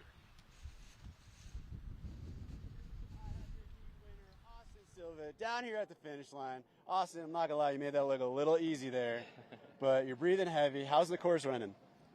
It's pretty choppy, windy, and super sandy. It's getting a little whooped. Getting a little whooped. What do you expect? You're kind of like a very technical mind and proficient rider in these types of terrain. What do you expect, like the course to change at all as the next heats go on? I mean, there's just one more heat between the finals, so probably be pretty similar. But yeah, I mean, passing's pretty hard up there, so I'm going to be out there trying to get out early and get ahead and pull away. Now, coming into this, you were, first in the time trials by quite a bit. That's your jam. Going 4 racers at a time, does that put any pressure on you now that you have people around you and you're racing? I mean, you're no stranger to this at all, but being then that top seed into these quarters, how does that feel? I mean, I love the side-by-side racing. I wish everything, it's hard because you have to have a course for it, but I wish all the races were side-by-side or hybrid like this one. I know we've chatted a lot about that, and who knows, maybe that's the future of racing, and you're there setting the stage. Congratulations again. You're going to the finals. Let's see what you got, Austin. Thanks, Laser. Yeah. Back to you, boys. Thanks, Laser. Well, yes, you were right. Austin Silva did make that look a bit too easy. just those arms down and just in kind of cruise control there. The top was pretty intense, but he grabbed a hold of that race and did not let go. So him and Tyler Erickson will be moving on. Tyler Erickson was the number 3 ranked rider coming into the season. So not necessarily an upset there. Tyler Erickson definitely has what it takes, and he has put himself in position to win this whole dang thing. Now we got 2 more slots left to fill in this next semifinals. It's going to come down to Jafari, Ortiz, Eddie Metz, and Tyler James. Tyler had the first round bye, so this will be his first race here today as the 2 seed. Tyler is our defending champion. He has won 2 Race to the Rails. That being said, Tyler sustained a significant knee injury just last week while we were building a sandcastle, which is regrettable. But it hasn't held him back from being out here, and I was pretty curious to see if he would be able to race at all. And then yesterday we came out to a very technical trail and ran time trials in the Equalizer event. And I was absolutely shocked, to be honest, to see Tyler finish in second place. So a pretty strong statement yesterday from Ty that he is here to win. And so Jafari, Jonathan Ortiz, and Eddie Metz will have their work cut out for them. Top 2 will be moving on. I think it's definitely going to be a tight race between Tyler and Jafari. John and Eddie, I think, are also going to be giving each other some run for their money. Ultimately, it's anyone's game out here. Everybody's been looking really fast today, staying consistent, and I am excited to see it. It would be great to see another three-peat, 2-time three-peat, which it was the same last year, right? Rachel and Tyler both won last year's race, so it would be double back-to-back wins that are also three-peat wins, just proving their absolute speed status in this realm. And I love a good upset, though. You know, it'd be cool to see that big old beard flying through the finish line. You know, we got to have love for the Groms. Jafar is a consistent racer, and John is just the raddest guy. So I would really love to see any of these guys come through. 2 will make it. 2 will move on. 2 will go home. They don't have to go home immediately, but, you know. Yeah, they can stick around. They can stick around. I'll be playing music later. Don't leave. Yeah.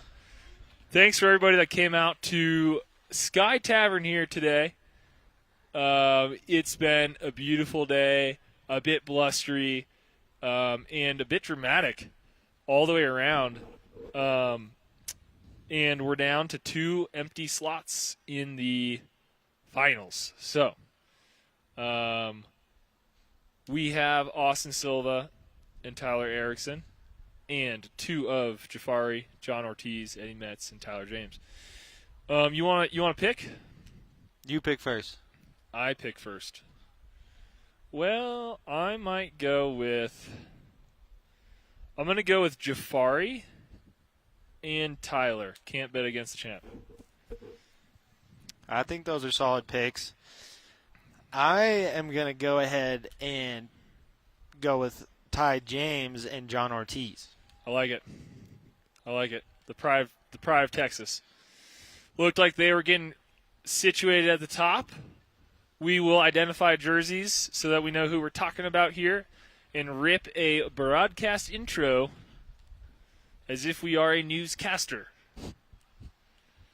Coming to you live from the top of the mountain.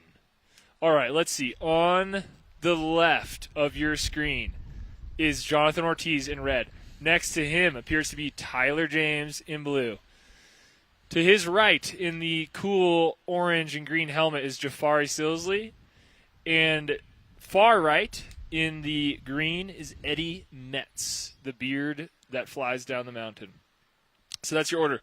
Ortiz, James, Silsley, and Metz, left to right. It's windy up there. Look at that. Look at those flags flapping can't around. hardly stand straight up. You're getting blown left and right.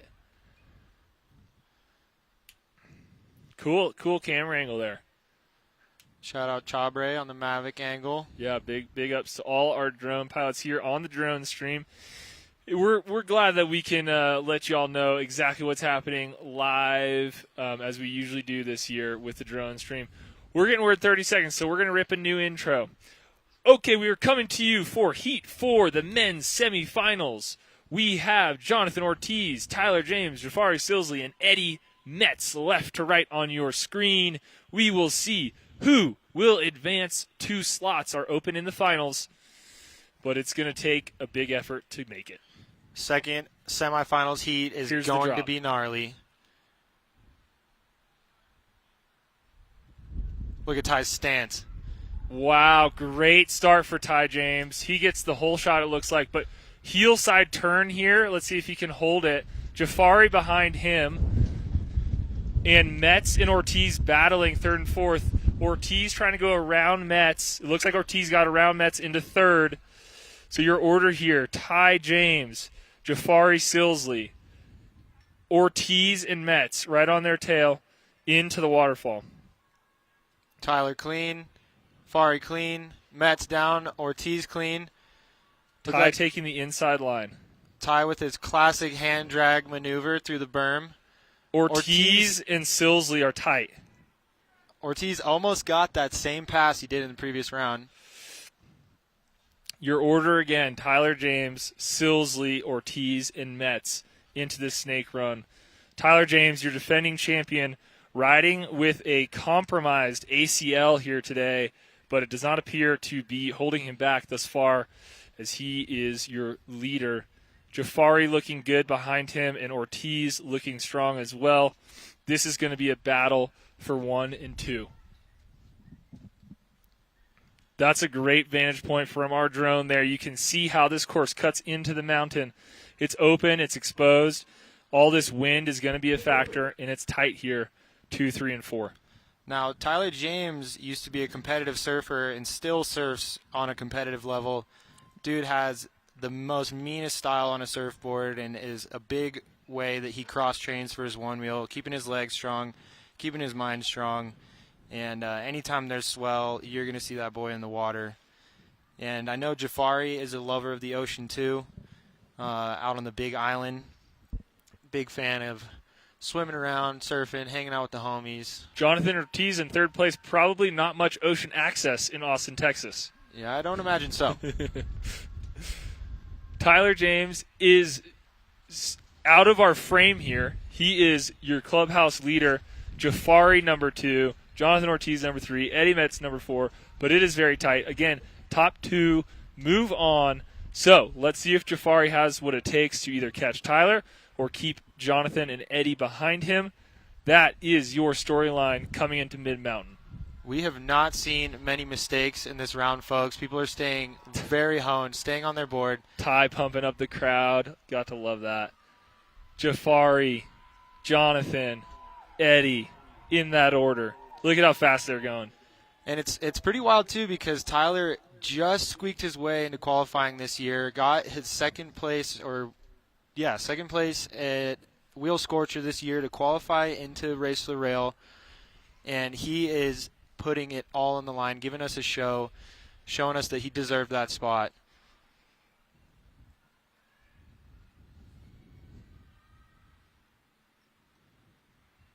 Wow. Jafari with a little drop right there, it looked like, just flying, absolutely zooming down this course. Really tight here, so no mistakes, no room for errors for Jafari for sure. Second through fourth is really tight. Tyler getting a little off his line there, but he's got a pretty big lead at this point. Still needs to run clean. Metz is putting the pressure on Ortiz. They're neck and neck. Yeah, Metz knows that he needs to not only make up one spot, he needs to make up 2 spots getting into second place, which is a pretty tall task here. But anything's possible here at Race for the Rail. If we know anything, that's it. Snaking through this bottom section of forest. Tyler James is going to appear to the crowd here pretty soon. Coming across a big berm. There's Tyler. He's got a very comfortable lead here. Our next racer, Jafari, coming into the berm. The order is Tyler, Jafari. They now have a pretty sizable lead. It looks like Metz somehow passed Ortiz. Ortiz is in fourth. Metz is in third. Metz goes down. Ortiz takes over the third spot. Tyler choosing the drop. Laces it. Even with a banged-up knee, that drop is no problem for Tyler. Jafari into the drop. He laces it. That's big for Jafari because third place, Jonathan Ortiz is right here on his tail now. Jonathan into the drop. Tyler with a little dirt skirt. He's going on to the finals. Tyler James knows the importance of style, that's for sure. And Jafari as well will be joining him. And that, folks, rounds out your race for the rail finals. Jafari, Silsley, and Tyler James are moving on. Those were your picks, right? Yeah, dude. I know what I'm talking about. Jack with the call. That was some exciting racing. We didn't see as many mistakes and toss-ups in that one. People were staying really tuned in. There was some second and third stuff there, right? There was a little bit of second and third stuff, but Ty got that whole shot and did not let go. So he will be moving on. So both of our automatic bye riders who earned that through the equalizer yesterday will have a shot at the finals here. They got a first-round bye. Both of them move on with Austin and Tyler. Your men's finals is Austin Silva, it's Tyler Erickson, it's Jafari Silsley, and Tyler James. One of those folks is going to be a Race Radio champion today. It sounds like we have our sideline interview specialist, Adam Laser, queued up at the bottom of the mountain. Take it away, Lays. I'm here with your heat winner, Tyler James, the two-time Race for the Rail champion. Tyler, that's a long course down that Anaconda. How was it? Man, that is a leg burner, dude. I'm absolutely cooked. Definitely going into this, I'm glad I had that bye because my legs are feeling it on the second one. So this last time I got to go down this hill, I'm giving it all I got. Legs are going to be pumping, but hey, it's the last one, so let's get it. That's what we love to hear from the two-time champ. Now, you sustained an injury literally not too long ago. You're coming off an 11-day bender at the U.S. Open of Surfing. How are you even doing this? Dude, staying on the board, you know. Got those wide pads. Those things are stellar. Honestly, just consistency, riding other board sports, surfing, snowboarding, skating, all the boards. It's why I Onewheel. It's literally I quit walking. That's what I don't do anymore. So stop walking and get yourself a Onewheel. And do all the other board sports too, because it will get you into them if you start Onewheeling. So if you're interested, do it. It's sick. It's so much fun too.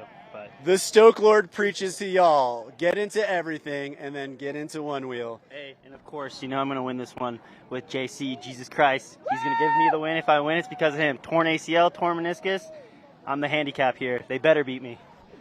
Congratulations, Tyler. Congratulations on going to the finals. We'll see you up there, and good luck, brother. Yo! Back to y'all. This is going to be one crazy final. Let's go. Brother James, in the words of Tyler, no ways. Wow, okay, so the stage is set, folks. The stage is set. We are either going to have a new champion. That would be Austin, Tyler Erickson, or Jafari Silsley, or a repeat champion in Tyler James. I don't know. It's anyone's ballgame quite clearly. Austin Silva, Tyler, Jafari's look great. The other Tyler. We got Tyler versus Tyler out here. Who's going to be the top Tyler? It's been a fantastic day of racing. Some really exciting heats. Some heats where some people put in some dominant individual efforts. But it all comes down to this last finals. If you are in the drone stream, comment in there on who you think is going to win. Be specific about your Tylers, okay? Thanks for joining us again. You are tapped into the super duper top secret drone feed. Pew, pew, pew, pew. This will get deleted after this, so you either were here or you missed it. It's all going into an edit tomorrow, noon, where you can tell your brother-in-law to watch that and tune in. Or your grandma. Yeah, anyone you want. We'll even take a view from your dog. Go ahead, subscribe to the channel, and drop a like. Tell us how much you'd pay for one of these things. That's you got. Thing is, they're not for sale. And that's why they're worth so dang much. You got to be the fastest racer in the nation You to really take do. this home. You really do. It feels good to lift that thing, yeah, you get some bragging rights, some serious bragging rights. So, let's see who people are saying. Some Tyler James in the chat for sure. This is incredible. We've got Austin. Yeah, I mean, really, yeah, who knows? But big smiles today from everybody. Look at this little guy. Shaka. What's up, brother? Everyone's having fun out here. It's one-wheel racing. How lucky are we, huh? Get to come out here, have a big old race, get to watch these guys and gals do what they do best. Zoom down this mountain. Just a lot of good grace and it's just a fortunate place to be. Yeah, glad I'm here. Aside from the racing, one of the beauty of races is that it brings everybody together. You know, a lot of us have friendships that have developed over many years. It's also a great opportunity to meet people you haven't had a chance to meet before, and just the opportunity for everybody to come together and celebrate these racers and this sport that we all enjoy so deeply is truly one of my favorite parts. Absolutely, Bodie. I totally agree. Bodie will be playing a little DJ set, I believe, after our finals is over. So stick around for that if you are here with us. And let's see, big congrats to Rachel Cecil. She took home another trophy, another sword. Big ups. And we're going to see who will be her contemporary on the men's side. I am going to say, you want to go first or you want me to go first? You go first. I'm going to go with, because this is Race to the Rail, and because what you think is going to happen never happens, generally speaking, in Race to the Rail, I'm going to go with Tyler Erickson as my winner. Nice. He's been crushing it all day, came in as the third-ranked rider, has done nothing but slay. And yes, he is going up against Austin, who looked like a stone-cold assassin in his first round. And yes, he is going up against Tyler, who's a two-time champion. But I think Tyler Erickson, because of the chaos of this universe, is going to come out on top. Now, I think it's a real tight call between Austin and Tyler because both of them put really, really solid runs down in that semifinal round. They both stayed really clean. They both created a massive gap and made virtually zero mistakes. And it's hard to tell. We're not getting the times here. We're not running live times to our booth, so I don't know who had a faster lap down the mountain, but they both looked absolutely deadly. That will be interesting to understand lap times. That first heat might have been the fastest lap time. That first heat in the quarterfinals was one of the most insane races I've ever seen. I'd have to agree. With 4 different leaders at different points in the race. That was an instant classic. So, thank you for joining us. Look at that. You can kind of see the course right there, right? Like, all those switchbacks. These ladies and gentlemen have been putting in the sweat equity today. We did not make it easy on them. Doubled the length, and they got to earn it. So,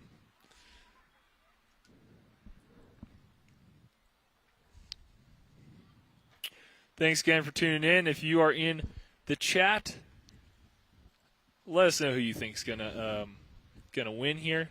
Thank you for joining us. It's a beautiful day. We are about to come to the conclusion of our show. I see a couple of riders heading up on the chairlift. How cool is that? We use the chairlift. I mean, folks, remember the day that we went down the first curb on a one-wheel ever, and I thought that was a big deal. And to see people going up a chairlift to race down a mountain, that's pretty darn cool, huh? It's come a long way, Jack. That's we just pretty hit our darn cool. 10-year anniversary. That's right. That's right. It's wild to think. I personally have been on One Wheels for about 9 years, close to my own 10-year anniversary. And Rookie. Just the progression of the technology, of the competitions, of the festivals, of the community, of just everything involved in what this is just so rad. And it's wild to think that we're still so in our infancy and have so much more room for growth on all aspects. And I'm here for it. I'm a ride or die, dude. Yeah, me too. Yeah, this has been a dream. It's absolutely been a dream. So yeah, I see our riders are heading up, just taking that last chairlift ride up to the top of the mountain. I'm getting word we're about 12 minutes away. Very specific, but somewhat distant number.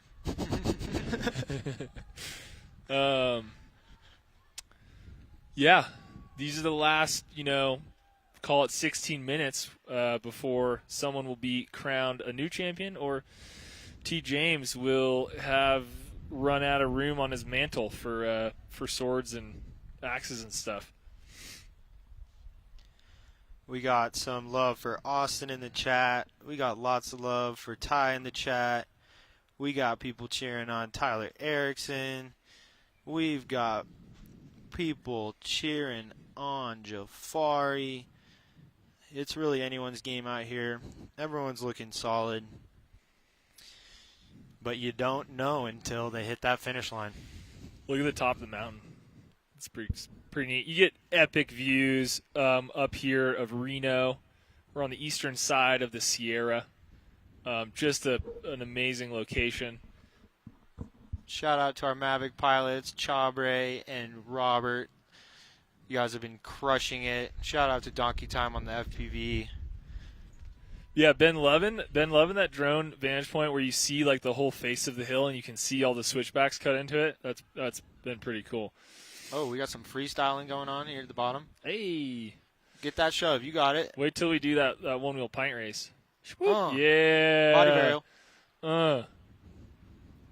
Shove. Almost got the shove.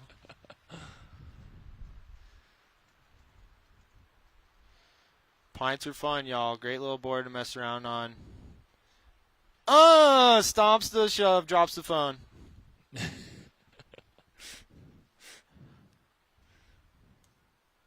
What an opportunity to show off for your friends and the internet. Looks like that fender got signed by a couple racers. Back to us in the booth here. Well, Bodie, what's the biggest surprise of the day for you so far on the men's side? On the men's side, biggest surprise. There's been a few. What comes to mind for you, Jack?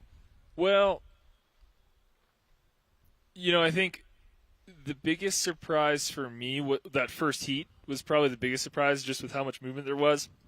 Once Dave Stewart got into first place there, I thought that he was going to just anaconda chokehold that. Bagged it. But it was just the round of chaos. Like, that's what that round was. And so I think that was a little surprising to me. But besides that, I think we still have what I would consider the favorites. I think we still have the favorites, in play here, probably with Austin and with Tyler and with, I don't know, all Tyler and Jafari, like all of those are folks that one came into the season as top five, like ranked in the top five. Not Tyler, not Tyler. Tyler being the exception. I think all those were ranked top five. And in the equalizer yesterday, all of those riders performed quite well. So, as you mentioned early in the drone stream, right, there's no footholds at Race the Rail, right? Nothing is holding you to your board. This is the ultimate test of skill, right? So, a lot of these riders during the season use devices that hold you to your board, which makes you go faster, gives you more control, is a little bit more forgiving. If you hit bumps or whatever, you can kind of have some more leverage to stay on there. Race rail, not so. You got to ride the bull pure style. Pure style. You got to have control over that board. You got to understand how it moves under your feet, know where you need your feet for what lines and positions. Right. And learn how to let that thing dance under you. Yep.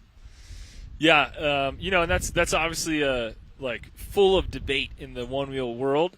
I think it's definitely cool what people can do with some of those footholds. We just released the FST system, so there's all kinds of cool. You can modify like how you do that in a lot of ways. But call me old-fashioned, Bodie, but I'm a bit of a purist.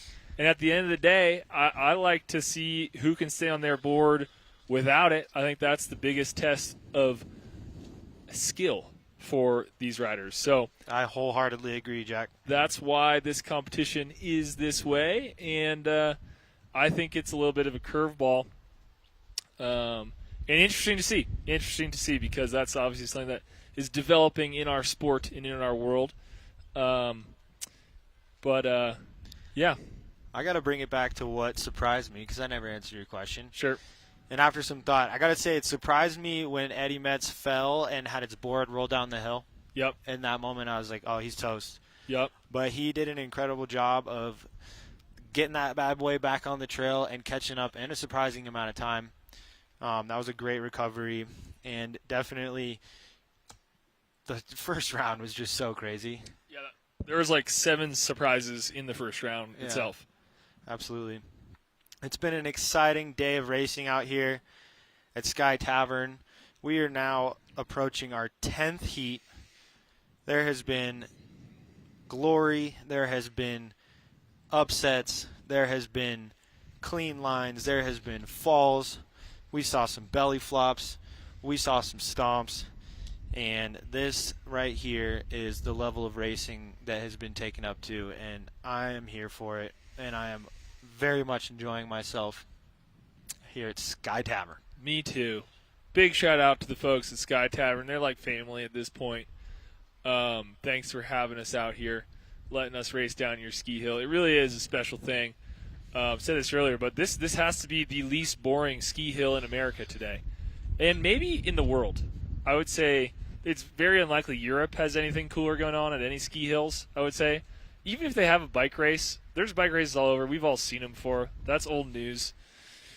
No offense, Adam Laser, but like bikes, they've been around. They've had a good run, 100 years or so. But this is wheel racing, and it's. I think it's more fun. So I know these athletes are having a lot of fun. I'm seeing a lot of smiles. I'm seeing a lot of stoke. Shout out to our viewers down here at the base. We appreciate y'all bringing the stoke, bringing the energy, making the trip out. It would not be the same without you here. We appreciate you. Big shout out to all of our volunteers that signed up for those volunteer positions, helping us put this thing together. We appreciate you. And a huge shout out to our live team bringing us this drone stream, which we will also be using lots of this media for the curated Onewheel Race for the Rail 2024. Make sure to tune in tomorrow for that, because that's going to be, even if you're watching this, you're going to see the race in a whole new way tomorrow. I think that'll be really cool if you did watch this and you're wondering what the heck happened in that first heat, or how did this person get the whole shot but then not pop around the corner in first place? How did Tyler Erickson pass Addo, at the end of that heat? There's a lot of things that, I want to look back at, get that POV camera angle, and so that's going to be really cool. So tomorrow at noon, that will be on the Onewheel YouTube channel. We are already editing it, and it's going to be pretty cool. So share that with your cousin, if you would, or your nephew, or your neighbor. But we want to get as many eyeballs on that as possible and share the joy and chaos that is one-wheel racing. Justin Thompson, shout out to you at the top. He's been dropping our gate today. How that works, he gives racers like a 60-second warning, a 30-second warning, a 15-second warning, and then he just pulls the trigger at some point. That gate goes down. Kapow. Kapow! Really nicely. Look at that start. Beautiful start gate. Build crew crushed this year, as they always do. Now, and I got to apologize. I've misspoken a couple of times. If Tyler wins this year, Tyler James, it wouldn't be a three-peat. No. But he would be a 3-time champion. That is a good distinction. Tyler Tyler won last year. It would be a repeat and a third championship, but not quite a three-peat. It would be a back-to-back. Rachel Cecil has a three-peat. Three-peated. Hard. Yeah. That's going to be tough to ever do again, maybe. Dude, four-peat? If she gets four peats next year, that's just bonkers. 3 minutes from the drop. 3 minutes from the drop. Dude, we got Armin and Uncle Dean Parking Lot Grilled Cheese crew in the live stream. Big shout out to you boys. I could go for a grilled cheese right now, Bodie. I'm going to be honest. Bretta Dean's grilled cheeses are legendary. Probably the best grilled cheese I've ever had, not going to lie. For real? Yep. Shout out Oak City. Little Oak City tomato Onewheel. It's where I had the opportunity to meet that legend. Those guys know how to put on an amazing event. Very passionate and loving crew. And took me in like family. All right, let's get a little breakdown because we got our positions, it looks like, lined up here. So on the left side of your screen, in the orange helmet and the blue jersey, is Austin Silva. Next to him is Tyler James in the purple uni. Next to him, to his right, with the orange encrusted helmet, is Jafari Silsley. And on the far right of your screen is Tyler Erickson. So that is your lineup. I will probably reintroduce them at least 2 more times, but that is your lineup. I might just do the broadcasty lead-in just in case. Let's get the sound, huh? In 3, 2, 1. And now for your men's finals at the top of the mountain for Onewheel Race the Rail. We have Tyler James on the left of your screen. We have... Sorry, I got to do that again. Run it back. Redo. Okay, 3, 2, 1. And now for your men's finals for Onewheel Race the Rail at the top of the mountain, we have Austin Silva, we have Tyler James, we have Jafari Silsley, and we have Tyler Erickson. 4 of these men will drop in, and only one of them will win the sword this year at Race for the Rail. And not only a sword, but 10,000 big ones. 10,000 big ones. That's right. The start gate is up. We will see who gets the whole shot. This is where dreams are made. Bodie, I cannot wait. I am jonesing right now. I am so excited. These are some very high caliber riders. They've put a lot of energy into this season. They've qualified throughout races across the country to get their spots here. They've raced through our equalizer round. They've raced through qualifying heats. They have worked nothing short of quite hard to get into these 4 drop slots here, and it all comes down to this moment. Out of hundreds and hundreds of one-wheel riders that have competed this year, these are your fastest 4 on the men's side. Let's see who gets the whole shot. Gates down. Austin Silva on the top, Tyler Erickson on the bottom. Tyler Erickson with a great start. Oh, my Lanta. Austin Silva right on the heels of Tyler Erickson. What a fantastic start for the Texas native. Tyler Erickson around the berm. Austin Silva looking for a pass. Austin Silva found a faster line. He's cooking. Austin through the feature successfully. Tyler down. Tyler James down. Jafari down. Oh, my goodness. This might be Austin Silva's race to lose. Tyler James into the berm. Tyler Erickson right behind him. Jafari into the berm as well. Austin Silva came out of that completely clean, and everyone else got caught in the wash there, Bodie.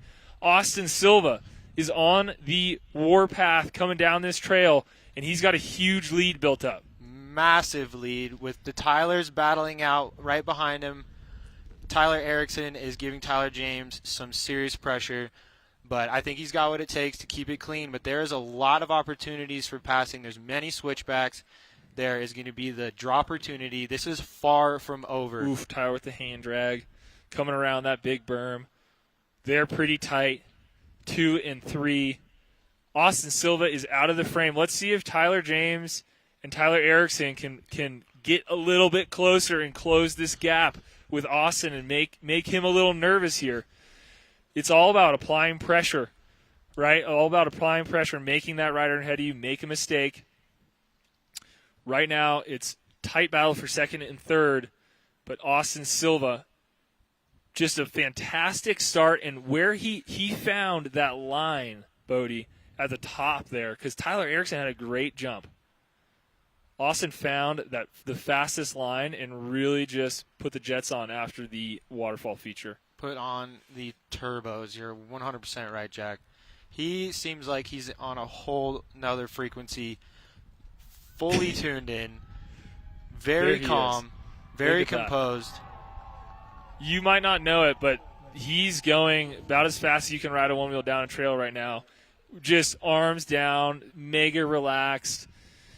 He looks like he's in the driver's seat here. Oof. But see, any slip up, your board goes down the hill, you're absolutely toasted.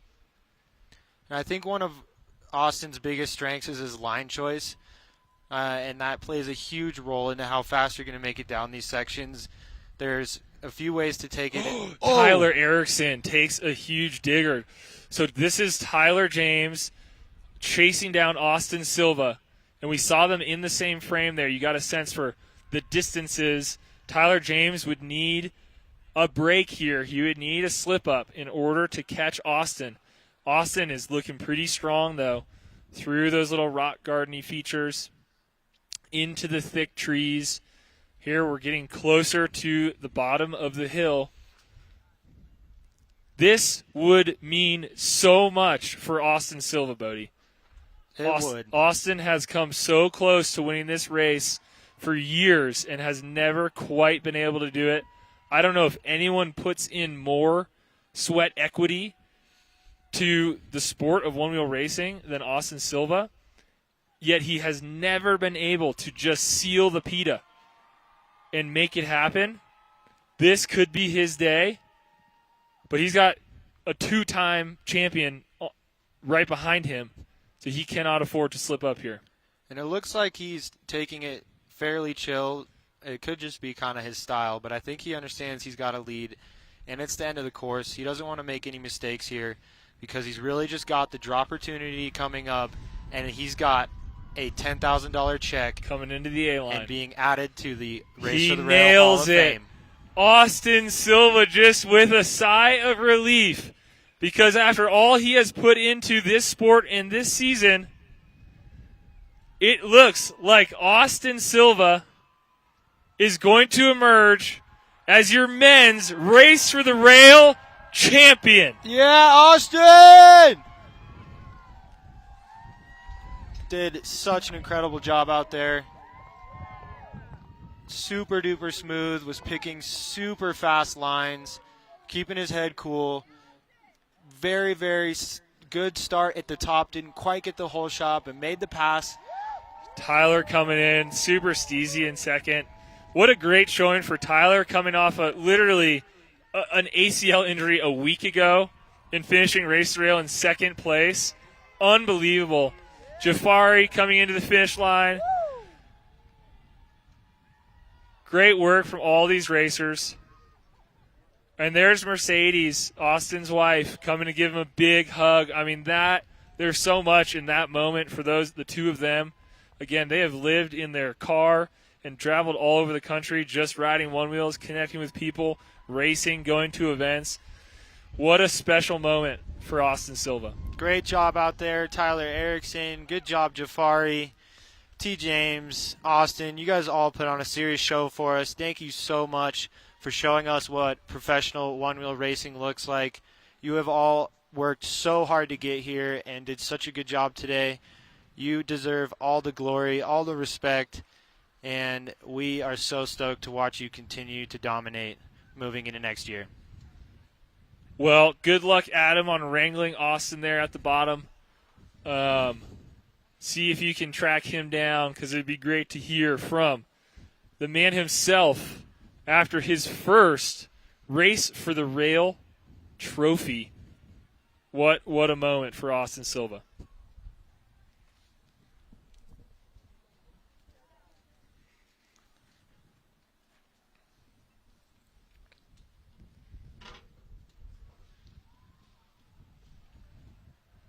How about that drone stream? That was pretty sweet. Thanks again for joining us in the drone stream today. We're at the bottom here. We got Laser and we got Austin. Let's see if let's kick it down to those two gentlemen at the bottom. Let's hear from our winner.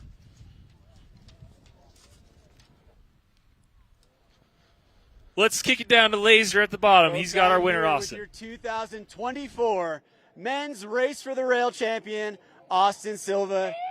Austin, you took the waterfall so damn well. You found a little slice through the bread, and you just cooked the rest of the ride. How are you feeling, brother? Top of the world. This is my fifth race for the rail, and I'm ready. I'm ready to take this sword and bring it home. You've been wanting this for so long. You are literally one of the most dedicated riders I have ever met. You and your wife, so dedicated to the sport, to the community. You deserve this so much, man. Like, I'm so proud of you. What was going through your mind when you were looking back and just like not seeing anybody? I mean, I wasn't looking back.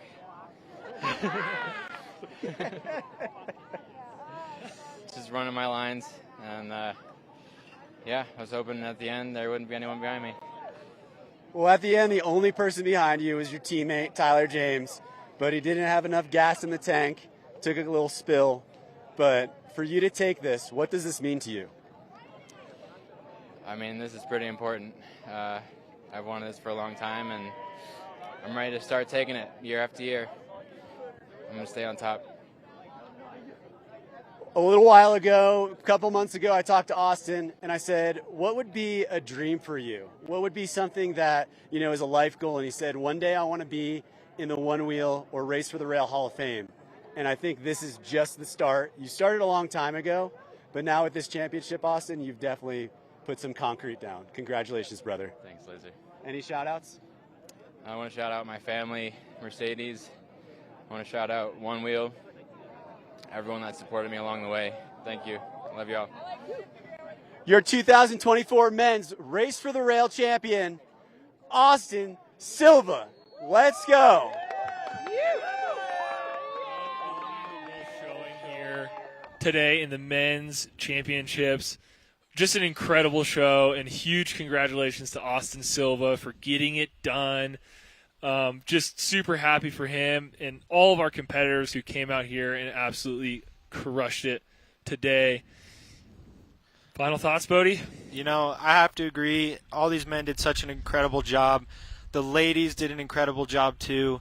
It's just so amazing to watch the passion that everybody has behind what they're doing and all the love they have for each other and how they just handled this course, handled their energy, handled their boards.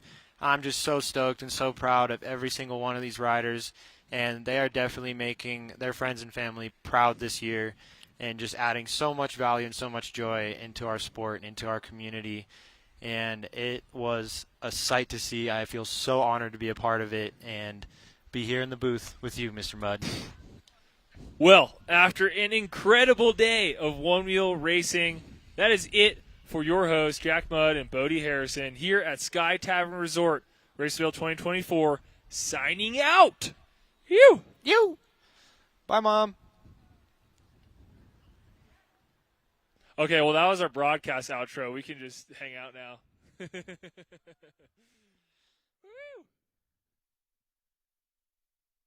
We got to chat with the boys. Kyle, was such a good heat. I was like, in my head, I was like, if I fall, it's okay because Tyler's going to chase it down after. You guys aren't going to forget the freaking second place, Tyler James, and the third place, Tyler Erickson. I got myself a little Tyler sandwich going on right now. Boys, you went off the waterfall. There was a little slip up. Got to get back on the boards. Tyler, you were the first one back on your board, and then you were just in just sniper mode to Austin. How are you even trying to catch him? Oh man, I knew once he had a lead, we had to punch it. So I was just going as fast as I could, trying to close the gap. I knew Tyler was right behind me there, so it was a battle. Literally, it was like one of us to catch him. So I tried my hardest. Unfortunately, we couldn't get him. He's too damn fast. The guy is so dang fast and so dang good on his board. But congrats to Austin. It was so fun racing with Tyler. Tyler pushed him off in the hole shot and freaking got him off his game. So that was a major thing. So I was sick racing with all these guys. I feel like, yeah, I'm stoked. Second place, can't complain. I'm pumped, thankful. Heck yeah. Tyler, coming out of that hole shot, I had been talking to Austin. He's like, that's all I need to get. That's all I need to get. Yeah. And you kind of almost knew. You were like, I got to get this over him. What was his thoughts as soon as you got out in front of him? Well, what's funny is I hate lane 4, and I bodied at the beginning of lane 4 in practice. So I just pinned it, and had a pleasant surprise of being in the front coming around that first bend. And so I just did my best to hold it together. And, then I went down, got all shuffled up, and then I was behind James, and we were just going as fast as we could. And unfortunately, I just bodied in a random spot, and that was it for that attempt. But it was a killer time. So fun being right behind Tyler James and just going full send. Hell yeah, like the Warriors y'all are. You just keep on getting up, and you just keep on shredding. Yeah. Tyler, second place, no first place this year, but still an insane showing, especially with your injury, and especially with, dude, you've just been on a ripper. Any shout-outs? Shout out to my, of course, family, family first, and of course, Jesus Christ. He's the number one. I feel like I literally was not going to race this race, and to come out second place and to get second into the qualifier too, I'm just so beyond thankful, and I cannot literally tell you that it was because of Jesus that I'm out here right now. My leg is torn 8 days ago. Literally did not ride one day until this race, so I give it to him, and I'm just so thankful to come out on second place and have my buddy and teammate Austin Silva take the dub. That was the plan, so we crushed and we made it happen. So I'm very thankful and stoked to have all my coworkers here. Not having first is a bummer, but second can do. So I'm stoked. I'm thankful. The Stoke Lord himself. Congratulations, Tyler. Bringing it home for Texas, the top 3. How are you feeling? Do you want to give any shout-outs to people? For sure, yeah. Definitely my beautiful fiance, Kelly. She's here. She's been a huge support system, getting me race ready. My family and my friends, my teammates, Jonathan, Brandon, and Richard, they all came out and raced and hung out. Family back home in Washington State. Everybody, huge support system. Thank you, guys. Appreciate it. Thank you, man. Congratulations again. And there we have it, your top 3 2024 Race for the Rail Riders, with Austin Silva in first, Tyler James in second, Tyler Erickson in third, and now we're going to hit it over in just a second to crown the women's champions again on the award stage. So here we go.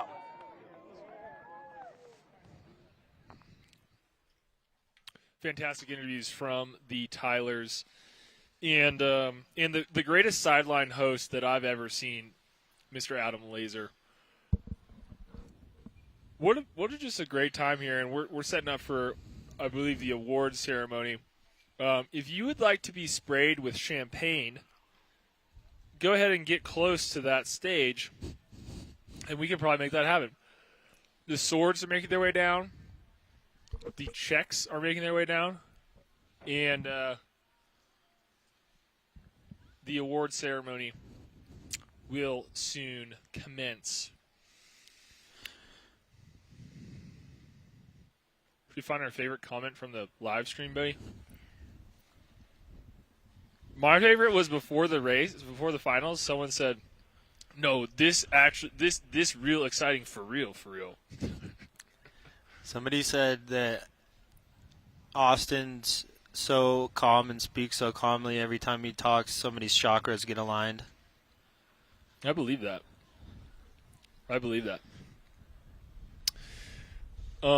We are waiting for the award ceremony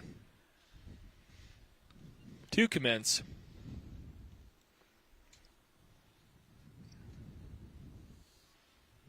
So hopefully we're running some swords down there.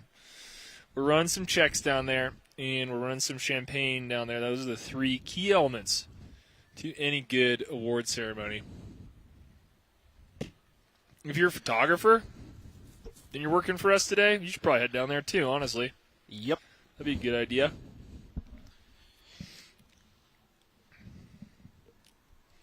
It was a blast having y'all here today, watching these riders ride, watching these people on the sideline just bring all the stoke and all the energy.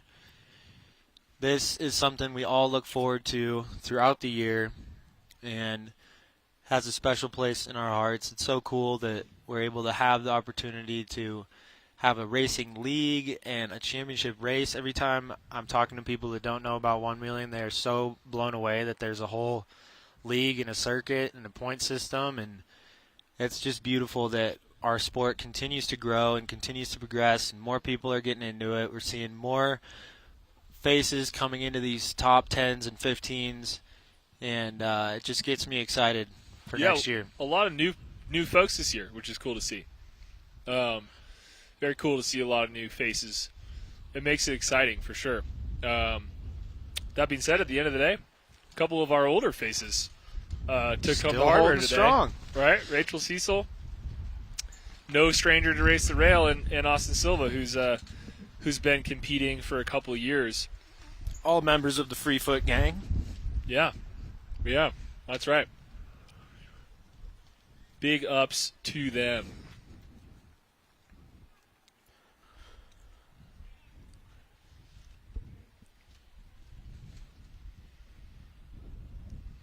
Well, the other good news for the day is that our pop-up tent did not blow away.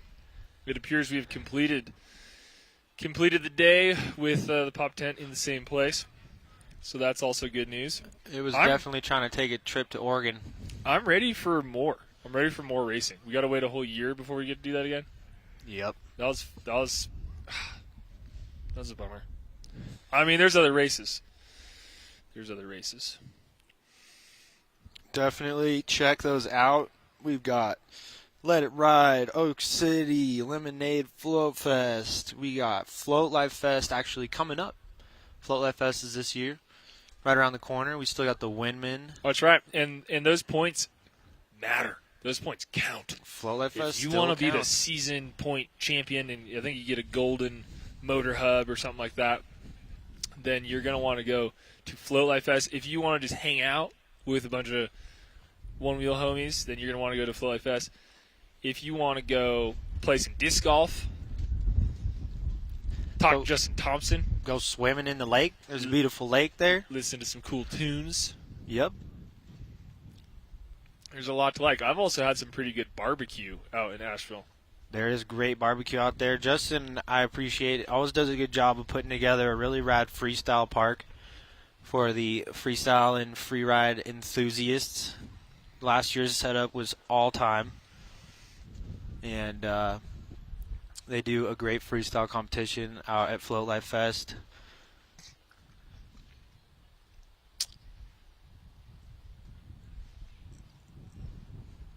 There's Justin Thompson right there walking up the road. Legend in his own right. The one and only.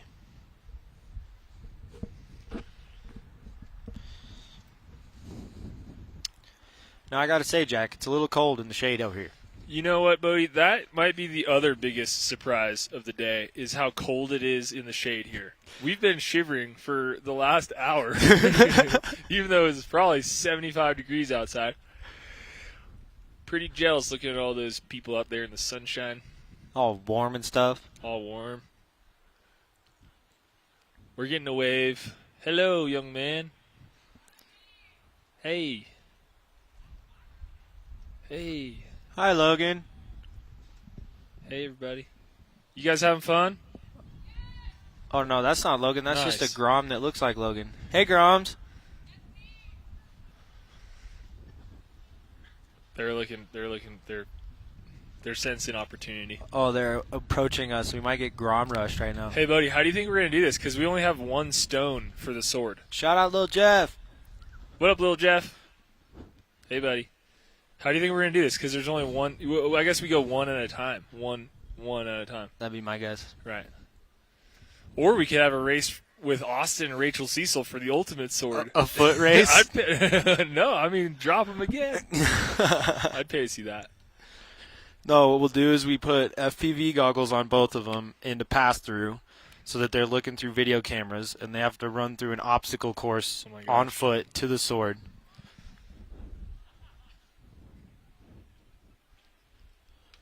It actually would be kind of cool to have the men's winner and the women's winner have to compete in some other thing for the ultimate challenge.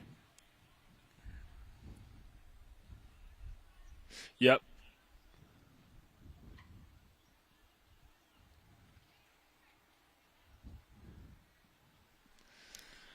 We're getting word that we will not have audio from the stage. We'll just have our audio for this final award ceremony. So I think that's okay. I think we'll just announce what's happening, and everyone can enjoy their moment with the sword and their checks. Oh, we're working on audio. Never mind.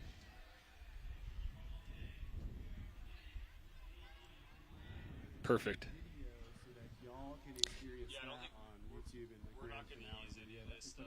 At 12 p.m. tomorrow.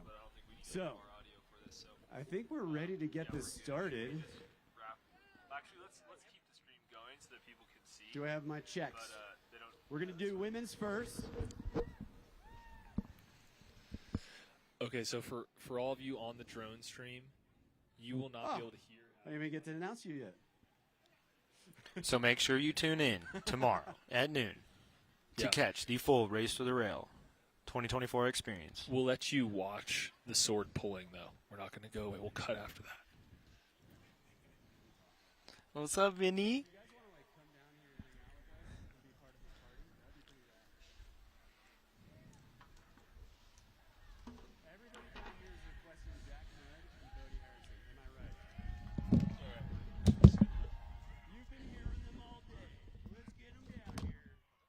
Celebrate the fastest one-wheelers in 2024. Hot dog.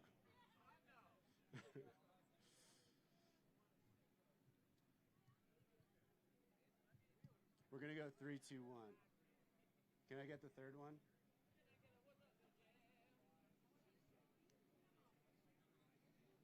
All right, cool. Just hold it there.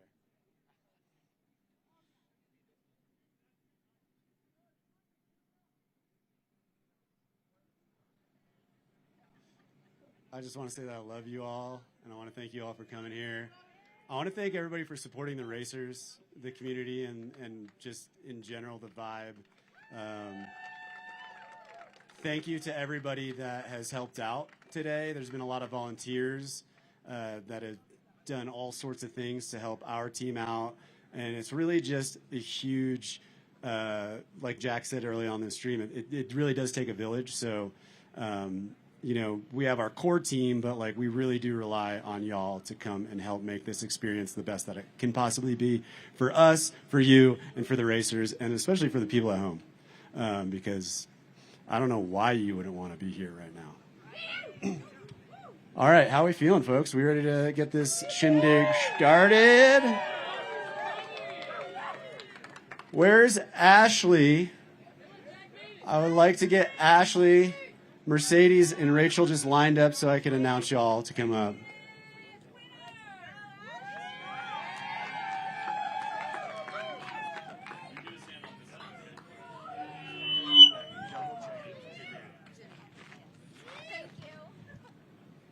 We like to do things right here, even if it seems like it's wrong. All right, folks. Thank you for coming to 2024 Race for the Rail. We are going to announce our 2024 Women's Race for the Rail champions, the top 3. That is right, and we're going to go with third place. Coming out of Florida, her first time here. Let's give it up for Ashley Janan. You're going to stay right there. And I am going to give you this beautiful check for $1,000. That is all yours, Ashley.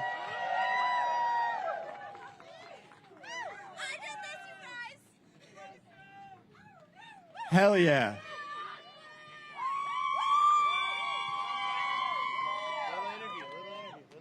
Oh, Ashley, you got to tell us, like, what has your experience been this whole weekend and week? Like, this is crazy, huh? Mind-blowing. Yeah. Yes, absolutely insane. My first time making it to Race for the Rail, my first finals, my first time winning anything.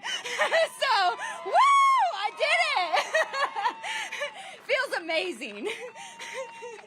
Love to hear it. Love to see it. Congratulations, Ashley. All right, now your second place in the women's World Championships, Mercedes Silva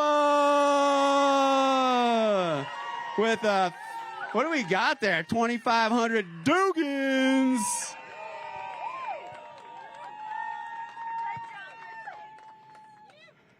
Mercedes, I'm sure you're feeling a lot right now, so just tell me what you're thinking. Honestly, this is like my favorite week of the year just because we get to come out and ride with all of our friends. Every race is awesome, but this is just like the fastest people out there and everybody's pushing each other and it's just absolutely amazing. I'd love to thank all of my supporters and everybody that's here, especially my husband, Austin Silva. Like, he's such a good supporter. He's a great coach. You guys need a coach. And like all of the women and my family that came out, like, thank you guys so much.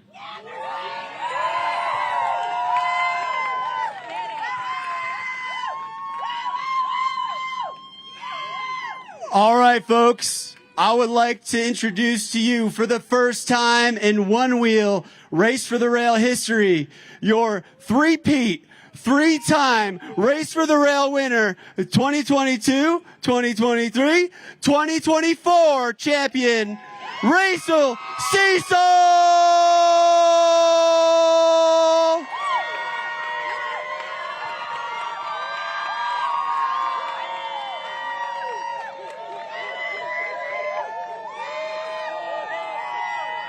Rachel, you may now hoist the sword!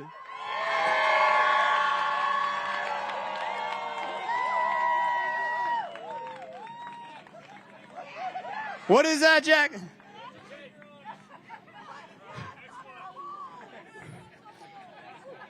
Rachel, we had a beautiful interview that will be on the other video, but I just want to know 3 times, another $10,000. How you feeling? I mean, I feel incredible. Nothing beats Race for the Rail. I just want to thank my family, my wife, Sarah Mack. She's incredible. I couldn't do this without her. My Aunt Cody, she's literally my biggest fan. She takes such good care of me when we're up here. So shout out to you guys, the rest of the family back home, my hot girls in Atlanta. Let's go. I feel incredible. Thanks. All right, folks, there you have it. Your 2024 Women's Race for the Rail top 3.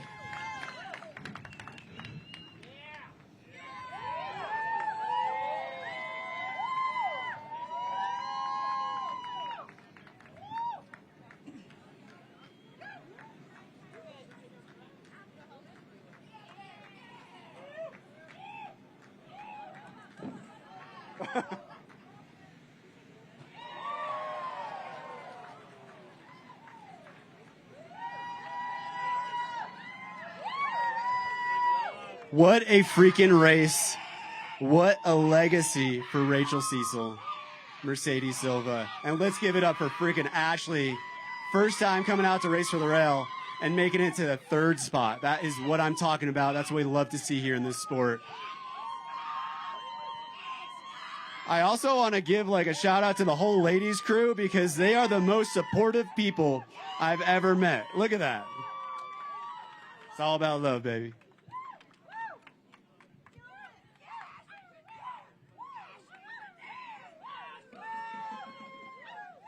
Now I'm gonna wait for my men's checks while Ted clears his beer. You want the checks now? Yeah.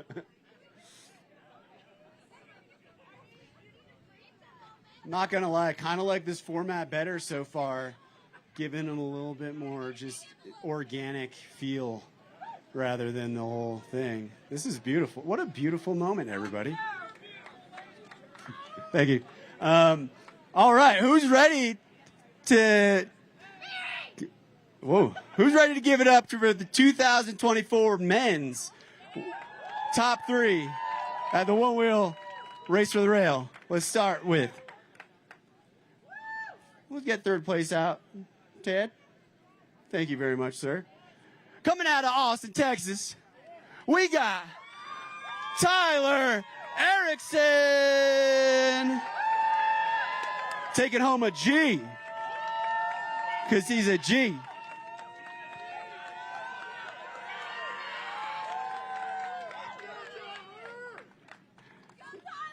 Tyler, you got to say a few words for us, brother. That was an amazing race. I can't even put words to it. It was so fun to race with everybody. This format is amazing, with allowing for air to get back up, really drive it home, and make it happen. So, shout out to everybody that's out here. My beautiful fiance, Kelly. Woo! She is amazing. Huge support system to me. All I got to say is Feather Racing, everybody on that team. Teamwork does make the dream work. I don't care what anybody says. So, thanks again, everybody, and I'm ready for a beer. Congratulations, brother. All right, we're going with second place. You know him well. He is a Stoke Lord. He is a 2-time champion, but I think he'll settle with second place. Can we get Tyler James up here?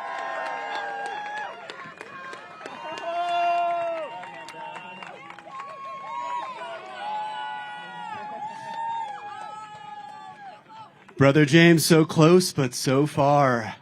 How's it feeling so far? It's feeling great. I'm having a good time. You know, I was chasing Austin. I had Tyler behind me, and I feel it was just like let's go get him. And then Ty fell off, and I was like, dang it, I don't have the support. I needed push, because I was like, chasing Austin is so hard. He is fast. He knows the lines. He is dialed, and I'm so stoked to come second. Winning last year, consistency, and second having this year, I'm stoked. So I'm really amped and thankful. Shout out everyone for coming out. It's super sick to see everyone here. And yeah, let's ride tires. I'm gonna pull Kyle Hansen. Let's ride tires forever, and let's ride Onewheels forever. There you go. Let's go. That's what I'm talking about. Congratulations, Tyler. I think if you had Tara with you, you might have had a little extra boost. All right, folks. It is a pleasure and an honor to announce your 2024 Men's Race for the Rail champion, Austin Silva.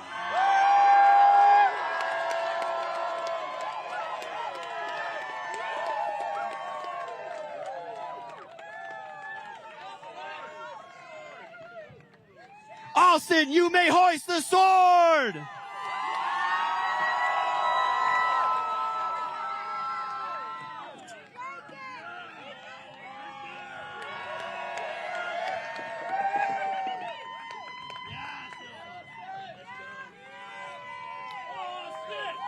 Austin! Austin! Austin! Austin! Austin!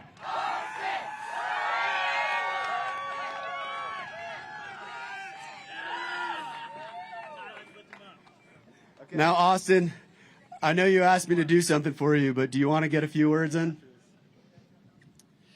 I just want to shout out my grandma. She's been here the last couple of years, and she had to go to a family thing in Hawaii, but I know she's watching. Wish you could be here. Love you, Grandma. Shall we goggle it? Let's goggle it. All right, Austin came up to me after the race, and he said, it is a tradition in motocross racing that when you win, can somebody grab these? When you win, you sign your goggles and you toss them out to the crowds. And he asked me specifically to do this. So if you want a pair of Oakley goggles worn by your 2024 Men's Race for the Rail champion, autographed by Austin Silva, get into the middle. Let's go, folks. Looks like we got a tailwind coming. I'm throwing it high, baby. I'm throwing it high. Here we go. There it is. Oh, is that Neil Bennett?